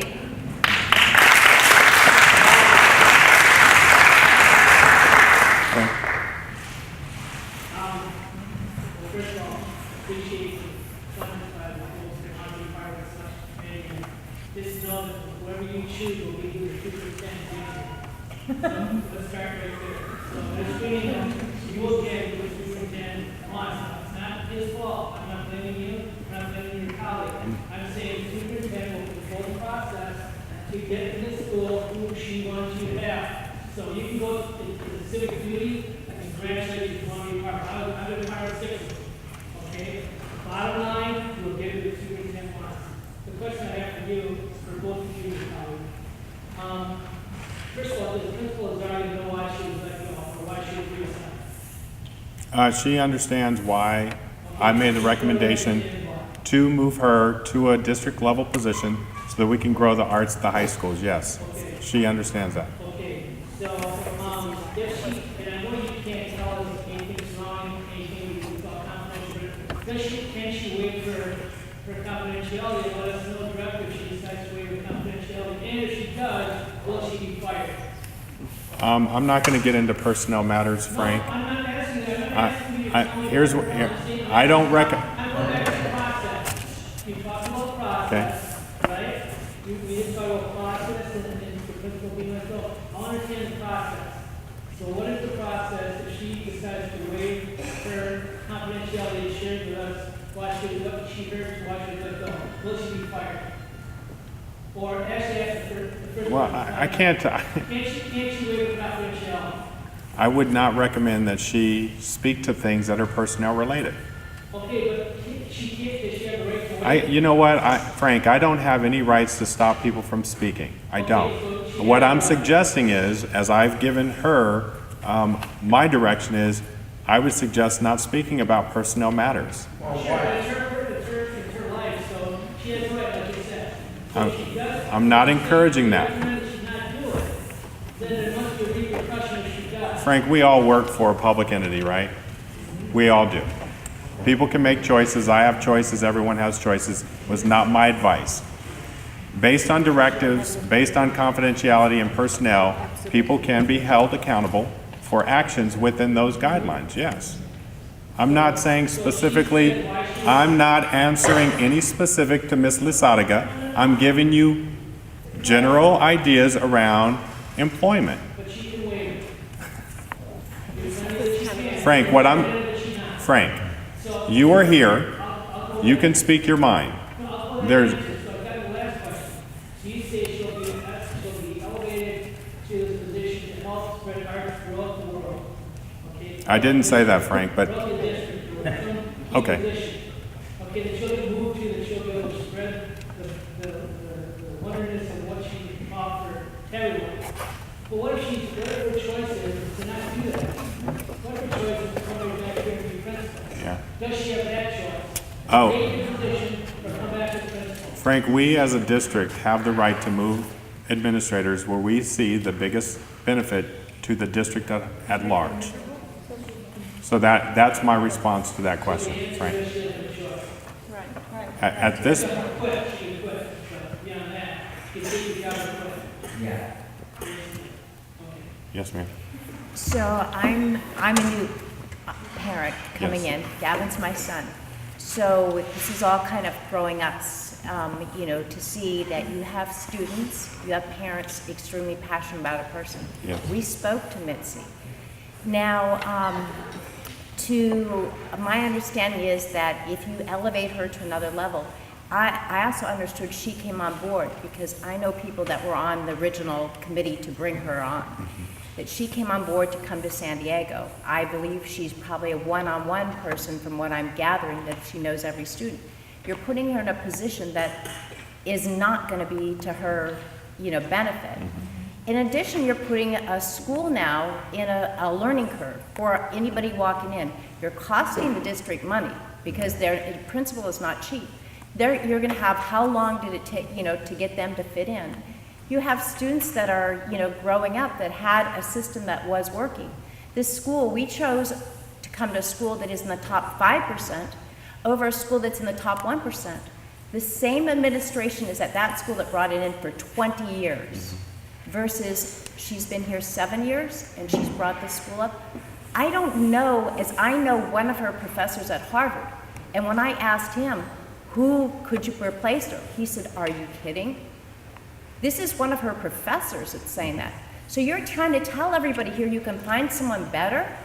I don't see how a learning curve, the cost of it to know all the students, a waste, yeah, a time of a lot of people.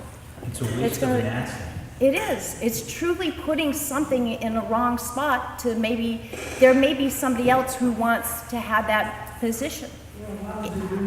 It is. It just doesn't make sense as a parent coming in. And for a parent who really took time from helping my son choose. Right. And we came in saying that, yes, we'd like to make this school as good as OSHA is. We would like this school to be in the 1%. I knew that I have a talented, bright kid. You're going to need talented, bright kids. And they don't fit in, in the regular school system. It doesn't work. So you need someone incredibly able to integrate this. Yes, ma'am. I have a request. I think it's the videotape. My request is that you show Cindy Martin and the school board this videotape. Thank you. I was going to add to that. Yes. Yes. I agree. We would like them to hear our passion. You don't have the authority, nor do you have the responsibility to make a change. Cindy does. Cindy hasn't been at our school. She hasn't heard us. She hasn't felt the passion. She hasn't, and again, I'm going to say it again. I feel like it's CYA with putting Mitzi into a district-wide position. We all have heard the rumors. We all realize that, in my mind anyway, and I'll speak for myself, I feel that there was a conflict of interest when a board member is sitting on a board where her child is at a school, and now there's a conflict with the principal and two principals, a VP as well. From what that lady said is the first I hear. So, it's very suspicious. It doesn't look good for the board. It doesn't look good for Cindy. And I certainly hope that whatever media is here tonight, that you go and you start asking questions. Perhaps we do need a grand jury investigation as to what was going on here, why there are allegations floating around about board members and what's going on. We know the rumors, and I know you're not in a position, Lamont. You've certainly taken your time tonight, as have your colleagues, to be here for us. But and maybe we can't bring Mitzi back, but certainly they'll hear the passion that from our hearts, that we want to hear what she's done for the school. But I do think that it doesn't look good for the Board of Education when you have a member and with the rumors and the allegations flying. I think it would be in everybody's best interest if we kind of had a little investigation with this grand jury investigation. There's something else going on, and I don't know why Mitzi was removed 2 days. Thank God, I hate to say it, but thank God my son didn't graduate. I've got one more coming here, because I would have been devastated had Mitzi had not handed my son his diploma. I would have absolutely cried. But I have another one, and hopefully Mitzi will be back to do it. Go here and work my way back. I'll get to you. Well, I'd like to say first that I feel like Superintendent Martin is operating the way she was expected. I think when Cindy Martin was put into her position, it was done in somewhat of an underhanded manner. Absolutely. Because all of a sudden you had Kovach giving his resignation. You now have Cindy Martin. We do have a lot of experience in having that educated. There was no community. Yeah, there was no community input on that. Yeah, exactly. There was nothing this done, and I was here for 33 years. And I said at that time, she said she didn't have an agenda. And I said, oh, I think so. I said, if we're going to start out with the first year. And unfortunately, I think that's. Well, I just like to say, I think she's operating the way she got hired. And I don't like what I see. Somebody who's involved. It really stinks, person. Number two, I'd like to ask a question. How many assignments has Cindy Martin, according to the newspaper recently, it's a 1-year anniversary last week. So how many assignments has actually occurred in her 1 year compared to other superintendents? I'd like to answer that question. Yeah, I don't And so if you could provide it to us at some point, I feel like we don't have that conversation. Ma'am, you haven't spoken, so I'm going to go here, and then I'll work back some. Yes, ma'am.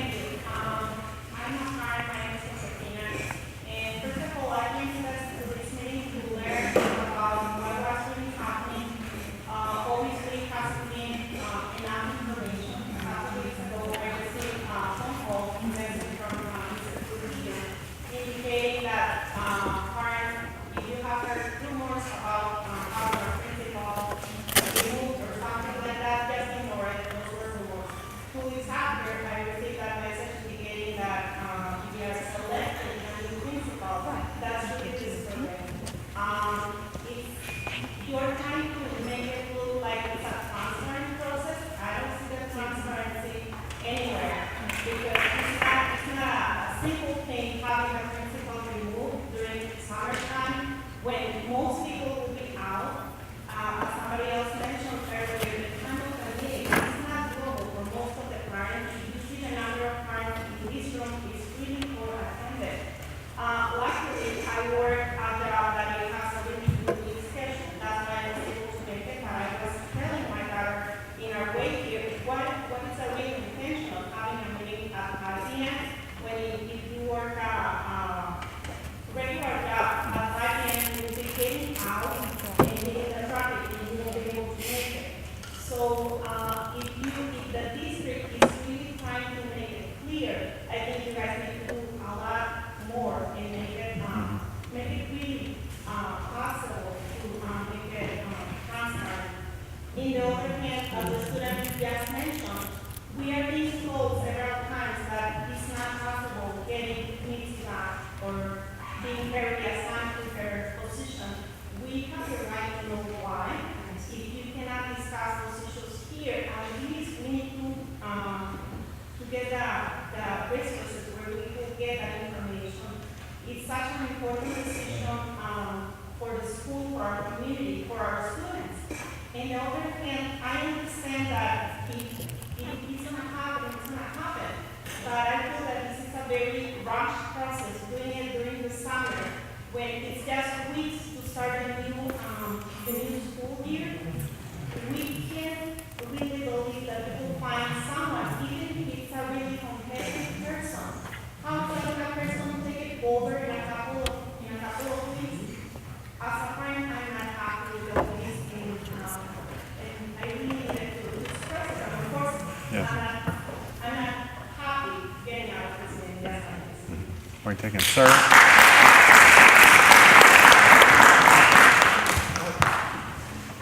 Time is just an incredible issue here. Like, not only are you pulling them from the school that they're teaching at, they also have to get accustomed to how we do things here.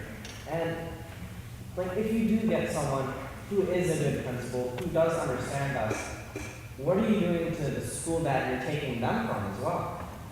Granted, we have our needs. We need a principal who can do well for us, but if you get that person, where is that person coming from? Are you damaging some other school just to please us because we're rising up and saying we need someone? We can't just take someone from that situation who is loved by that school as well. We need someone who can be as great as Mitzi, and that's a huge task. But we can't do it at someone else's expense. Way in the back. So the two questions. One, if Mitzi is going to the district, does that mean that she can be part of the process of choosing her successor? Yes, that's my hope.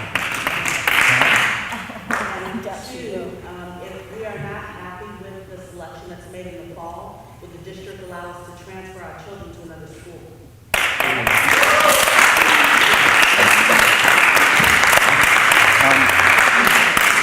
That's a question I'm not able to answer, but I certainly will write that down as a question to communicate to the community.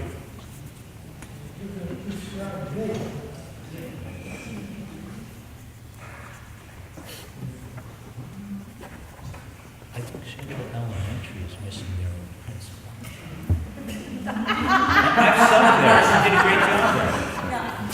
This is actually a comment by a parent of a senior who graduated, because he couldn't be here, but he said that he said he was mad as hell when Marty Foster got up and spoke at graduation. When Mitzi was not there, and if the rumors are correct, Mitzi was not there because of Marty Foster. You know, and Because of abusive. I can't confirm those. I know you can't confirm that. I know you can't confirm that. Yes, ma'am. Yes, ma'am. I might have Kate's answer, which is the union and all these days. It said, referring to Martin, she has made a dizzy in the array of personnel changes. At least 77 schools have new principals or vice principals, largely without the kind of animosity that previous superintendents experienced. I believe it was probably 45 according to another article. Principals, 77 Yeah, I can't, and again, I don't have the hard data. What I can articulate, I know there were 9 reassignments this year. Last year, we had a number of retirements. Those data points in the paper will talk about new appointments, so they don't actually articulate that. And this would have been actually the first under her superintendency, because she started July 1. And so that's where I would sit with 9 thereabouts, pretty close. The data points in terms of appointments, that's where the UT will talk about, but I'll look for those specifics. Yeah, they talk about the appointments, but they don't talk about the number of retirements. What I can say is those last year, I want to say there were approximately 40 new principals, vice principals. Those were due to a number of retirements, some reassignments, but that came under Bill Koba. So it's a smaller number. I don't know that it may answer the question, but not answer the thoughts. Yes? So my name is Joseph Rodriguez. I'm the ASB secretary for this upcoming year. My question is, our district board has meetings, the closed session and the open session. My question is, why are the students' voices not involved in the closed session? Because if the district is serving the students, why is the student not on the panel? Mm-hmm. The closed session is around personnel matters, bargaining matters, and so those fall under the bylaws and jurisdiction of the board. There is a portion of the closed session where it's open. Many of you may have spoke at the open closed session, but when they go into closed session, the topics are not for public discussion by law, so that's why. Yes, and then I'll get here. See, now, the thing is that when I have about that's the biggest problem, is that we're not addressing this communication to the students. And that's what really matters, that we as students, we need to know what's happening with our school. Mm-hmm. We sometimes forget that we as students have a lot of power into our own district. Agreed. Our attendance basically matters on our teachers' jobs. It matters on the money that the school gains because of our attendance records. And I'm just saying, with the direction that this place is going, a lot of students are not going to be pleased. You could be missing out on a lot of attendance records due to this process. Good. Point taken. Yes, sir. Hello, I'm Sam, and I'm an incoming senior. I have one quick, simple question. What is the point of reassigning principals? There are a number of reasons for reassignments. For the betterment of district, promotions, different direction for schools, those types of things. So there are a number of reasons. You say that there's nothing that we can do, but I'm trying to not believe what you're saying, because in this democracy of Americans that we try to follow, it says that we are allowed to change things that we see unfit. Yes. Now you're telling me that the Board of Education cannot take into is trying to take into our consideration of what we want, but we don't want someone else. Now I know people before me have said that we want Miss Lisaga back, and you're telling us that that is unlikely to happen, but I'm asking you, why is it unlikely to happen if we're the ones that it's going to affect? It's not going to affect you personally. It's going to affect this school. And this school has a very distinguished school. You know, you have to audition to come here. Not just anyone can get into this school. This school has a reputation. We are the only school in San Diego, in Southern California, that was able to go to Miami, to Philadelphia, to be along schools that are well-known, LaGuardia, like my teacher had said. We're the only school, and you guys can't take that into consideration. That's crazy. I'm not saying that we're not taking it into consideration. I said it's not likely.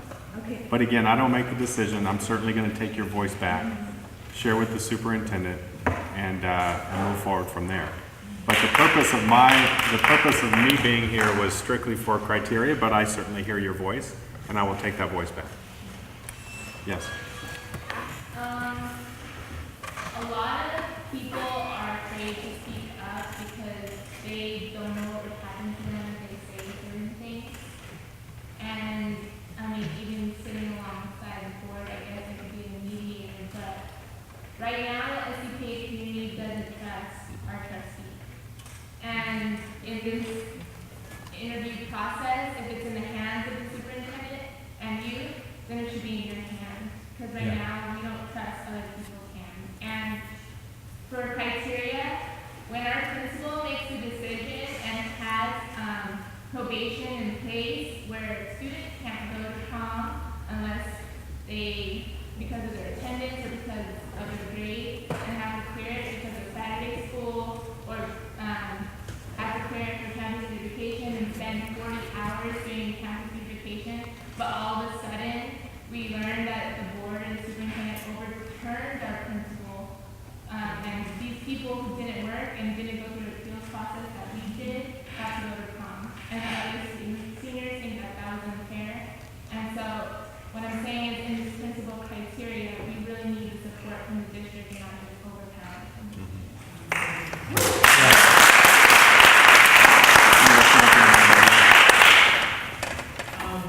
Earlier we talked about what the changes are regarding coming back, and then the framing of, well, you agree with the criteria and not to make these people regarding the fact. And that's pretty good general framing, but I think what all of us are struggling with there is that the framing is really the framing of process versus engagement. Because your process is, we're going to make a decision on the principal, we're coming after the fact and asking who you want for your next principal. The engagement, true engagement, this isn't engagement. This is process. We're forced to tell you what we want now after the fact, and what we're all frustrated with, where the anger and the frustration comes from, is that there is no, that the process is flawed. Even though I read in the paper, this is, Cindy Martin said the Sunday's paper, her paper, this is the way it's always been. Well, that's great.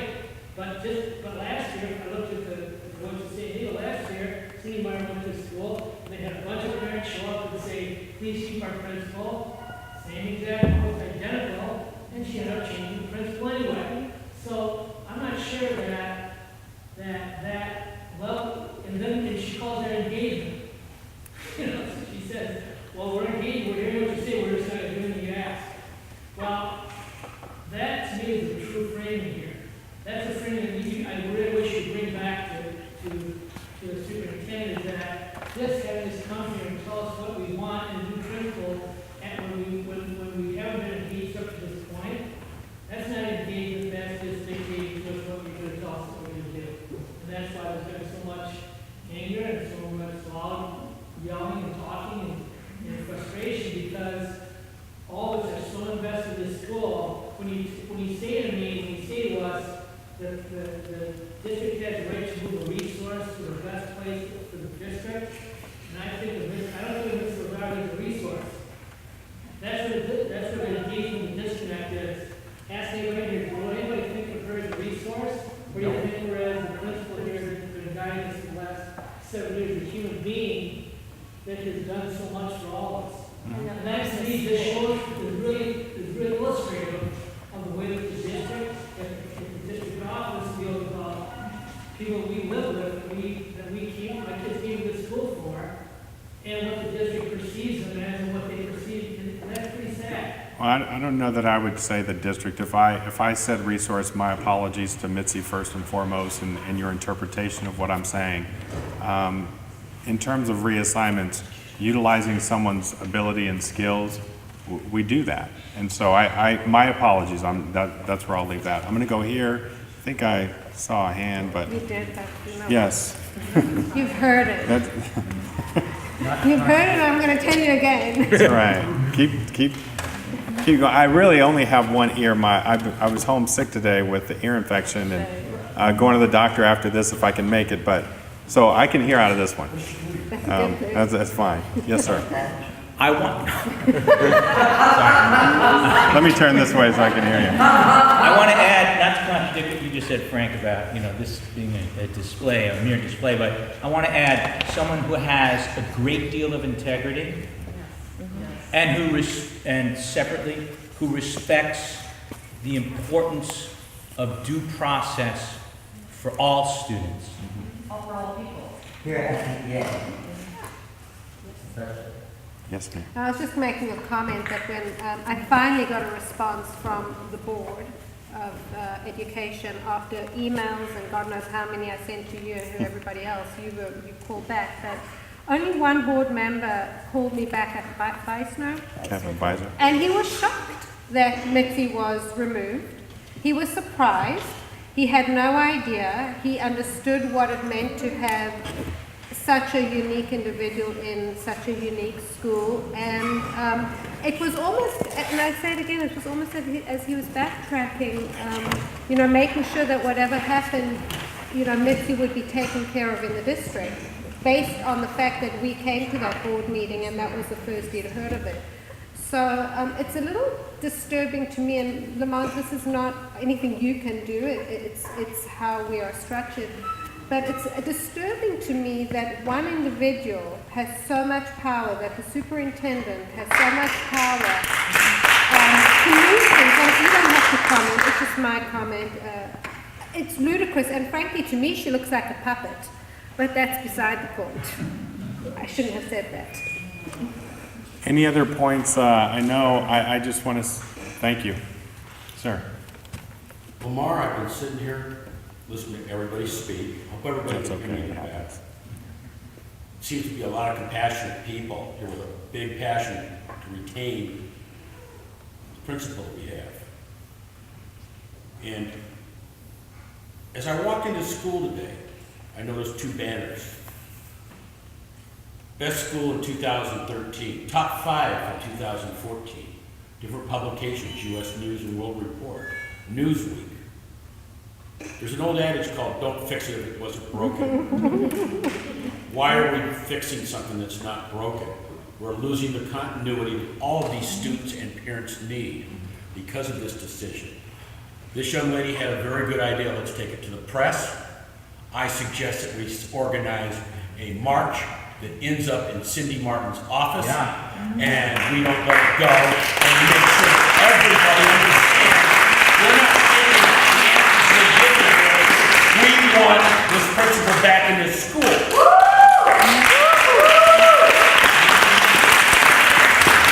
And I also suggest that we go straight to Kirko, who I know personally, and he'll listen to what I have to say. Lamar, whose side are you on? You run the school district, right? Are you on the side of a student and a parent? Yeah. Give the man a break. No, I don't need a break. I can. No, he's already taken a lot of heat here. No, it's okay. I certainly hear the student voice first and foremost. I believe that what you all articulate in terms of quality in Ms. Lizarraga, I've shared. I do believe that we do need some support from a district level with her skill set. That's my vision, to grow the arts. Can you wait a few years? Can I wait a few years? Yeah. Hold on. So I agree. I'm not disagreeing, and I certainly would echo the sentiment of the board and the superintendent. So I don't know that I have a side, unless there is a side that focuses on students and what the student voices have said around college and being an advocate. This young lady shared some very personal things. Gavin, you shared very, very personal stories. That's the type of leader I want, and I want to grow that leadership. And it's not a surprise when I think about arts education, with all due respect to Karen Childress Evans, Mitzi's in that top class of great arts leaders. And that's what I'm tapping into. So for me, I see that. I see that need as a district, and that's how I'm framing this, as Frank framed something. And I've shared this with Mitzi. That's what I'm framing. Certainly I think will be some transition, as the student said back here, but that's the side I'm on, advocating for the arts and academics. And I walked the school with Mitzi and Mr. Trujillo about a month and a half ago, and moved by what is being done here, and so that's the side I'm on. Politically, I'm not on a political side. That's where I am. But if she doesn't want to go, if this is where she wants to stay, how can your spin be in any sense right? I don't know that it's a spin outside of the context that people are speculating about. I think if the context were different, we'd have a different conversation. Folks were saying, hey, this would be different if the rumors and things like that. And what I'm saying is, one board member can't fire, and that. She doesn't want to go. Here's what I'm suggesting. I would say that this was not Mitzi's last stop, in my opinion. I think all the things that you all are talking about provide us an opportunity to tap into that leadership. You can say spin, frame. The gentleman asked me what my vision was. I certainly see great things happening here that aren't happening at other places, and we need that leadership. So that's where I'm going. But if it was her choice, and if you did it with input, and you had a new principal selected before she left, someone she could have trained, then you would have a different conversation. And I think that's what I'm saying. In a context that we're not talking about, because we can't verify rumors and speculation, it's a different conversation. What I'm suggesting is, outside of that context, this gentleman asked me what my vision, what side I'm on. I'm not going to live in that context because I don't have answers to that context. I can't validate, deny, I can't do any of that. But in this context, when I listen to students and what they're talking about, what parents are talking about in terms of opportunities that has been provided and afforded, that's the world I'm living in, and I'm going to grow that. So from a district leadership, that's what I answered. I'm going to go here. We could be here all night. I might as well pack up my bags and sleep right here, and I'll sleep along with you if you want to do that. I don't think we're going to do that, but we're going to go back and forth. That's the reality. I'll say this and I'll listen, we do need some representatives from the parents to be a part of the committee. I will say this, with all due respect, Frank, we do need folks who are going to at least be open to the process and question, yes, but to be there to make the best decision for SCPA. I'm going to go here and I'm going to work my way back over here because I've lost track of where we were. Yes? So I have 2 items for the board. You need strong grant writing skills. Given the arts, you need to be a strong writer, not only to communicate at a professional level, but for grant writing, which is a completely different skill set. And then you also need to be very articulate, not just among talking about your parent base and your students, but to professionals and other leaders at these schools in the States and abroad. That's also equally as critical. And then going back to what you were just commenting on, I've been in front of the board and I've talked to the board and I've told them that, my background originally was private industry. And I've worked for a company for like 24 years. And in private industry, when your boss comes up to you and they say, hey, I want to promote you. You've got a skill set, I have this vision of you being over here. But at the end of the day, HR will tell you that it's up to me, the employee, to decide whether or not I want my vision is the same as yours. And maybe I don't. But that doesn't mean I get fired. That doesn't mean I'm let go. It probably means I get kind of locked in and I stay where I am. But it doesn't mean I lose my job. And that's not what I'm saying. Thanks, Tom. Yes, ma'am. So, listening to all of this and having heard regurgitated information, if Mitzi's removal was done in a positive manner as a way of promoting her to spread her ability among schools that need a stronger artistic influence, why didn't she hand me my diploma? Why couldn't she speak at my graduation? Like, this is why you've got people who are furious and who don't believe what the district is telling you. Because if this was positive, if this was promotional, why would she not hand the class of 14 their diplomas? Or rather, diploma covers, because you don't get your diploma. As I said earlier, unfortunately, I can't speak to personnel matters, so I'm going to leave it at that, unfortunately. Yes, and then, sir. It's just a quick, I'm then assuming if Mitzi has this position of all over, she will be on a board then to choose the next principal of the school. Right? That's my hope. Some people have said, oh, probably, that's my hope. I have spoken to her about my desire, so I hope so. Gavin. I was wondering if even though I am an outsider and I will be joining the school next year, I was wondering if I could be on the one of the students' representatives for the committee. Be great. So let's list Gavin down as well. Representing the future. Thank you. Yes, sir. If we can't divulge or discuss what kind of removal or firing or whatever it turns out to be, if it was something that Nancy did or didn't do, then that should be a regular criteria that should be on the list. I'm not going to speak to that, sir.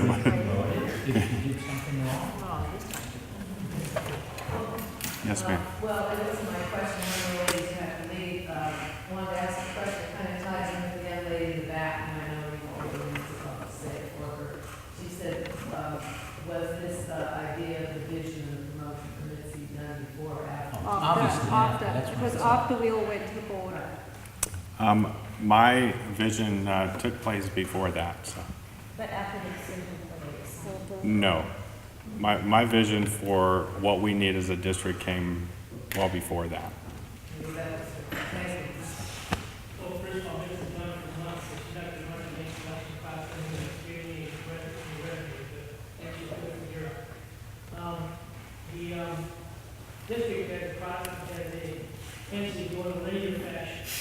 We move from this spot over to this spot and move in direct lines as opposed to the box thinking, which is not really a strong suit of the district makes decision. There's been a lot of cherry-picking, a lot of suggestions, and a lot of different things that you're doing, but it doesn't work well. Mitzi's been on probably 16 or 17 board of directors, and she's been part of the state level committees, and everything else that has to do with arts. Why would she Lieber's principal here, I'll have her be the board, chairman of the board of this arts group, give her a vice principal here, give her a little more support here, or mentor the vice principals and the vice principals that are up and coming in this school, and our district director to take over some of the role of the school on site, under stage principal, and then mentor this person who you might end up putting into that role ultimately, who this is creator, whatever some her reach to retirement. After mentor not only on the school site, on site, but also mentor that person at the district level, and then you kill two birds with one stone without upsetting the whole apple cart and never replace it. So come up with creative solutions, not just, we want it back, obviously, and you have a need, okay? Well, that's great. So let's kill two birds with one stone. Let's fix the problem in the district by having her a strong person there. And there's other people like Sheila Colon, who's a great person as a mentor. She'd be part of that board. Right. You could put Lava, you could put Karen Children's Evans in there. You could have this key, almost like a squad, who would go in and help schools do what they need to do. But keep her here and let her do that and mentor the people inside this school to prove her successor here. Yeah. That's a much better solution than taking her out and sticking somebody else in. Frank, I don't know what it is, but I'm seem to disagree because I'm going to suggest that we feed two birds with one seed versus killing them. But that's just me. I hear you, Frank, and certainly we'll take that back. This evening, I've certainly, I will actually say I haven't felt that you all were disrespectful in any way. Actually, From the first time I spoke with Frank, and now I see your face, I know we've met. I think you've shared your voice in a positive way for the most part, at least my interaction. And I thank you all for doing that, and Richard for setting us up in that manner. I don't take it lightly. I take it to heart, and I respect that, and I thank you, all the parents, the student voices. I did receive your emails. I wasn't able to reply to all of them. Some of them asked me direct questions, and I called back, or I attempted to, and then it just got so large that I suggested we send a broad communication out. So if I didn't address it personally, it wasn't because I didn't want to, but it did get to be a large number. Some of you just made statements and didn't request a call. I think I even called someone and they said, oh, I didn't expect a phone call, but there were some questions, so I attempted to do that. Thank you to the students, the parents, the teachers. I hear you, we hear you, and I'll make sure that this conversation does get back to the superintendent.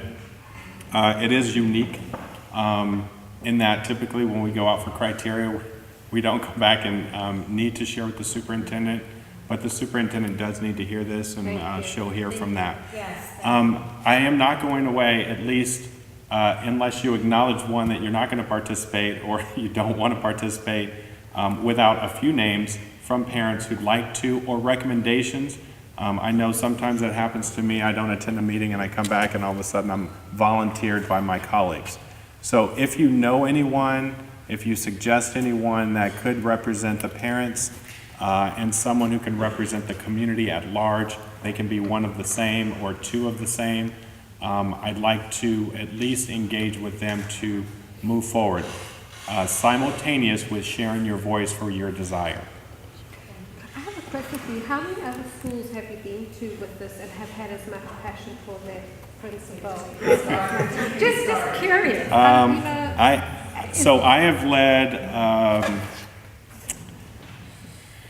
2, 3, 4, 5, 6, 7. I think this is my 7th, not this period, but since I've been an area superintendent. Probably not like this community, but the staffs have been pretty vocal in terms of their desire.